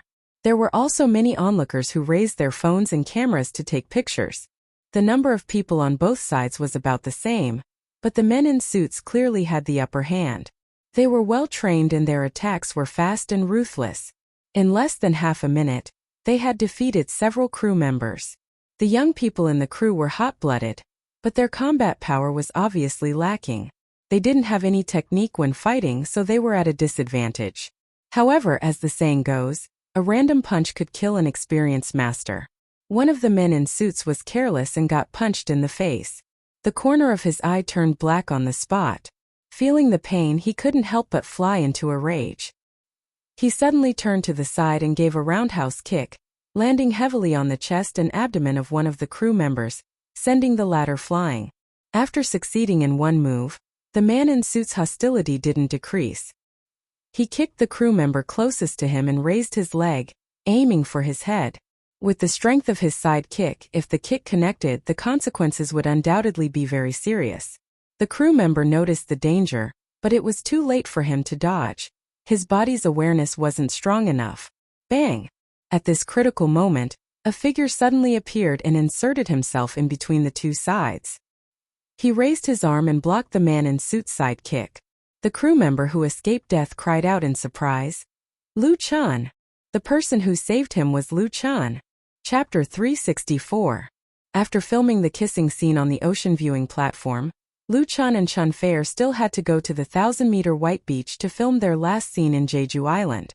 After that, they would go to Seoul to film another scene. After that, their trip to Korea would come to an end. Jiang Feng's head was bleeding from being pushed down by someone. Lu Chan heard her scream immediately. However, when Lu Chan realized that something was wrong and rushed down, the crew members were being beaten up by the other party. A few of them were already lying on the ground, battered and exhausted. Seeing such a scene, Lu Chan did not hesitate. He immediately rushed over as fast as he could and saved a crew member who was in danger just in time. The other party's side kick from the man in the suit was blocked by Lu Chen's arm. A trace of surprise could not help but show on his face. However, he clearly did not intend to let the matter rest. He immediately twisted his body and his right leg flew up again. This time, the man in the suit did not hold back. He did not believe that Lu Chan could block his first kick again. However, Lu Chen's counterattack came even faster. Just as the man in the suit raised his leg, Lu Chan suddenly took a step forward. He raised both his arms and pushed them forward. With lightning speed, he slapped the man in the suit's body. This cloud-expelling style used all the strength in the arms, chest, and waist. It looked ordinary, but the strength of the two palms was very strong. With a bang sound, the man in the suit was sent flying a few steps away. He fell to the ground with all four legs facing the sky and cried out in pain. Actually, Lu Chan had held back. If he had changed his palm to a single punch, it would not have been a problem for him to break one of the man's ribs. However, if he had done that, the matter would have been blown out of proportion. Even so, Lu Chan did not let the man in the suit have an easy time. After the man in the suit fell to the ground, he could not get up. However, Lu Chan did not stop there. He continued to rush forward. Suddenly, he reached out and grabbed the collar of the other man in the suit. He suddenly exerted force and flung him backward. Go to hell! A man in a suit noticed Lu Chen's movements and roared in shock and anger. He immediately abandoned his opponent and opened his arms to pounce on Lu Chan. What he used was a freestyle fighting style. He used his own strength, weight, and speed to pounce on his opponent. Once he pounced on his opponent, he would immediately use his arms to twist his opponent's neck. It was extremely fierce and fierce. An ordinary person wouldn't be able to dodge at such a close distance. Unfortunately, his opponent was Lu Chan. Facing the attack from his opponent, Lu Chan calmly turned sideways and grabbed the right arm of the man in the suit. Using the strength of the man in the suit, he deflected the direction of the man in the suit. Then, he took advantage of the situation and sent the man out. The man in the suit was so dizzy that he completely lost control of his body. He staggered and involuntarily bumped into his companion. As a result, the two of them rolled on the ground at the same time. In the blink of an eye, Lu Chan consecutively dealt with 4 men in suits. He resolved the crisis faced by the crew and reversed the situation of the battle in one fell swoop. In front of him, there was only a slender young man who was guarded by 2 men in suits. The 2 bodyguards obviously didn't expect Lu Chan to be so fierce. Seeing Lu Chan approaching, they showed a trace of panic on their faces. However, because it was their duty, the 2 bodyguards didn't retreat. They rushed toward Lu Chan together. Lu Chan had long been prepared. He calmly shifted his position, and his right leg swept out, hitting the left calf of one of the bodyguards, causing the latter to instantly lose his balance and fall forward. Another bodyguard hurriedly turned around, but Lu Chan bumped into him sideways at this time, hit him hard in the chest with his shoulder, and immediately sent him flying. A perfect KO. This time, Lu Chan was directly facing the slender man with sunglasses. If he didn't guess wrong, the other party should be a key figure in this group of Japanese. He was most likely a celebrity like him. The reason was simple. In addition to the bodyguards that he had taken down, the other party also had many photographers and assistants.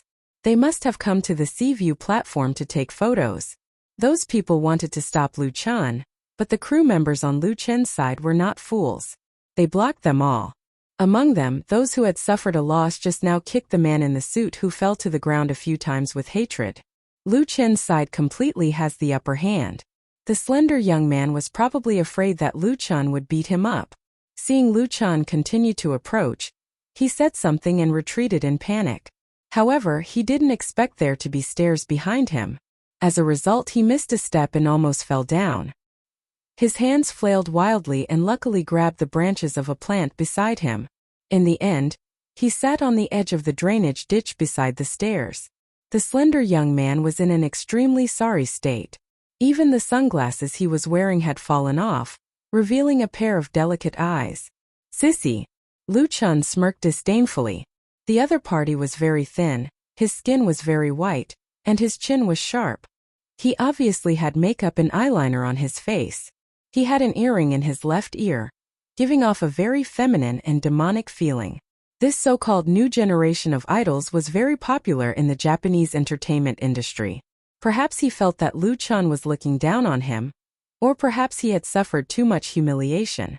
The slender young man's face turned red, and his thin lips pursed in anger. "Stop hitting him, stop hitting him." At this moment, the Korean translator who had been following the crew ran over and shouted, "I've already called the police, I've called the police." This Korean translator had been sent by SPG to assist the crew. Now that the situation was under control, Lu Chan didn't want to continue making things worse. In fact, he had already noticed that there were many tourists nearby who were watching and taking photos. So he waved his hand and said, "Everyone, stop fighting." Not only was Lu Chan the male lead of Full House of Romance, but he was also the main investor. He had more authority in the crew than the director, so his words naturally carried more weight. Most importantly, it was because of Lu Chen's attack just now that he had defeated the other party's main force in one fell swoop and displayed his powerful combat power. Naturally, his prestige among the young people in the crew had increased exponentially. Therefore, after hearing his words, everyone stopped fighting with the other party and retreated. Everyone gathered together again and maintained their vigilance, ready to attack again at any time. The Japanese yelled and rushed over, lifting the slender young man who was sitting on the ground. The latter fiercely shook off their hands and shouted at them. The men in suits who had been knocked down by Lu Chan got up. A few of them could not even raise their heads after being scolded by the slender young man. They also looked at Lu Chan with resentment. However, they did not dare to attack again. Lu Chen's combat power had left a deep impression on them. If they attacked again, they would only be humiliating themselves. The crew members who had won the battle cheered. Someone shouted, "Brother Chan is mighty." "Lu Chen, are you okay?" More people came down from the Seaview platform, including Chen Fei-er. I'm fine. Lu Chen shook his head and said, let's see if Xiaofeng is okay. Should we call an ambulance? Jiang Feng had already been helped up by her colleagues. She looked quite miserable. Not only was her head bleeding, but there were also abrasions on her hands and feet. However, she was still conscious. Fortunately, her brain was not injured. A female colleague took out a handkerchief to help press on her wound to stop the bleeding. Chen Fei quickly went over to express his condolences. The crew members were filled with righteous indignation and scolded the culprit again. The South Korean police arrived quickly. The Seaview platform was a famous tourist attraction in Jeju Island. There were usually many tourists. To ensure safety, the South Koreans had deployed a lot of police to maintain law and order. Therefore, after receiving the call, patrolling police arrived at the scene very quickly. The alarm was very loud. The crew's translator and the people from SPG stood up to negotiate with the police. The other party also had a translator involved. After a few minutes of negotiation, the crew's translator and a South Korean police officer came to Lu Chan. The translator said apologetically, Mr. Lu, this is Officer Park Ji-sung Park. Because you were involved in this battle, he needs you to go to the police station to make a statement. We're very sorry. After saying that, he bowed deeply to Lu Chan. The person from SPD came over with a phone and said, Mr. Lu, I've already informed the company. The company will send a lawyer over as soon as possible. Don't worry. SPG had a direct interest in Lu Chen's new drama, Full House of Romance. Therefore, the crew had received their strong support when they were filming in South Korea. Now that something like this had happened, of course, SPG would not just stand by and watch. Although this was Jeju Island with SPG's strength and resources, it would definitely not be a problem to protect Lu Chan. Most importantly, the cause of this incident was not Lu Chen's side. It was the Japanese who started it. Lu Chan had expected this. Since he had chosen to make a move, he had to accept the consequences. Of course, he would not regret it. If he did it again, he might be even more ruthless. Lu Chen nodded and said, Sure. Chen Fei, who was standing at the side, suddenly became anxious. I'll go with you. Lu Chen smiled and said, What are you going to the police station for? I'm just going to make a statement. The crew needs people too. Chen Fei insisted. No, I'm worried. Her attitude was so firm that Lu Chen had no choice but to agree. Then you go with the translator. Other than Lu Chen, all the other crew members who were involved in the battle had to go with him. They were in a foreign country, and everyone was worried that their colleagues would be at a disadvantage. Therefore, many people wanted to go with them. It was the producer and director Feng Hui who stopped them. Although they could not continue filming here, the crew could not be left alone. Moreover, it would not be good if too many people went. As for the Japanese, the participants were also brought to the nearest police station. Just as Lu Chen arrived at the police station to make a statement, the domestic online media exploded. Chapter 365. Wanghai Terrace was one of the must-see attractions for tourists visiting Jeju Island, so there were a lot of tourists there. Therefore, the scene of Lu Chen going to the police station with the Korean police to make a statement was not only seen by many tourists, but it was also photographed at the same time, including a few tourists from China. One of the tourists posted the photo on her blog. This tourist with the ID Annie Love on Waves knew Lu Chen. When she took the photo, she happened to be in the parking lot below Wanghai Terrace, and the photo she captured was of Lu Chen getting into the police car. Annie Love was not a fan of Lu Chen, so she did not have the awareness of keeping a secret for her idol. Instead, she was excited to get hold of big news, and she could not wait to post a blog post on her phone. Although she did not know the ins and outs of the matter, it did not stop her from giving her blog post a very eye-catching title. There are pictures and the truth. Lu Chen was taken away by the Korean police at Wanghai Terrace in Jeju Island. Annie Love did not have many fans, only a few hundred. However, Lu Chen had always been a hot celebrity on Waves's blog, and with the recent filming of the new drama, Full House of Romance, there were many netizens who searched for his latest news on the blog. This blog post was quickly found by others and then reposted. If it was 20 or 30 years ago, when there was no internet, ordinary people would not be able to know about a celebrity being taken away by the police, and as the main media, television, radio, and newspapers might not report it. However, in such an era of the internet, the transmission of news was too fast and convenient. Unless the government controlled public opinion, the slightest movement from thousands of miles away could appear on the internet in the shortest time possible. In just half an hour, Annie Love's blog post was reposted thousands of times, and the speed at which it spread on the blog was extremely fast. Many people could not believe it when they first saw the news. Why would the perfectly fine Lu Chan be taken away by the Korean police? Was there a mistake or a misunderstanding? There were also people who scoffed. Hype 100% hype. Wasn't Lu Chan filming in Korea? They must have deliberately found someone to use the stills to hype up the topic. This kind of hype was very common in the film and television industry, and anyone with a bit of intelligence would not fall for it. Lu Chan's fans were also skeptical. First, they didn't believe it, and then they agreed with the speculation of the publicity. However, the situation developed very quickly. Another piece of news was revealed on the blog. It was true that Lu Chan had been taken away by the Korean police, not for filming, but because he was involved in a fight with someone. This time it wasn't an ordinary blogger like Annie Love who broke the news, but a famous vlogger with more than 1 million fans. He even included a few photos.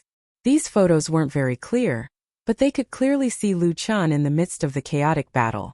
It was clearly not a scene from a movie, so the authenticity of the photos was very high.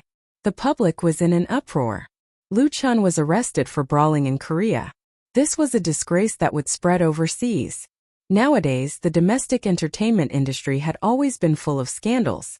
Among the celebrities there were drug addicts, prostitutes, cheating, drunk driving, and so on.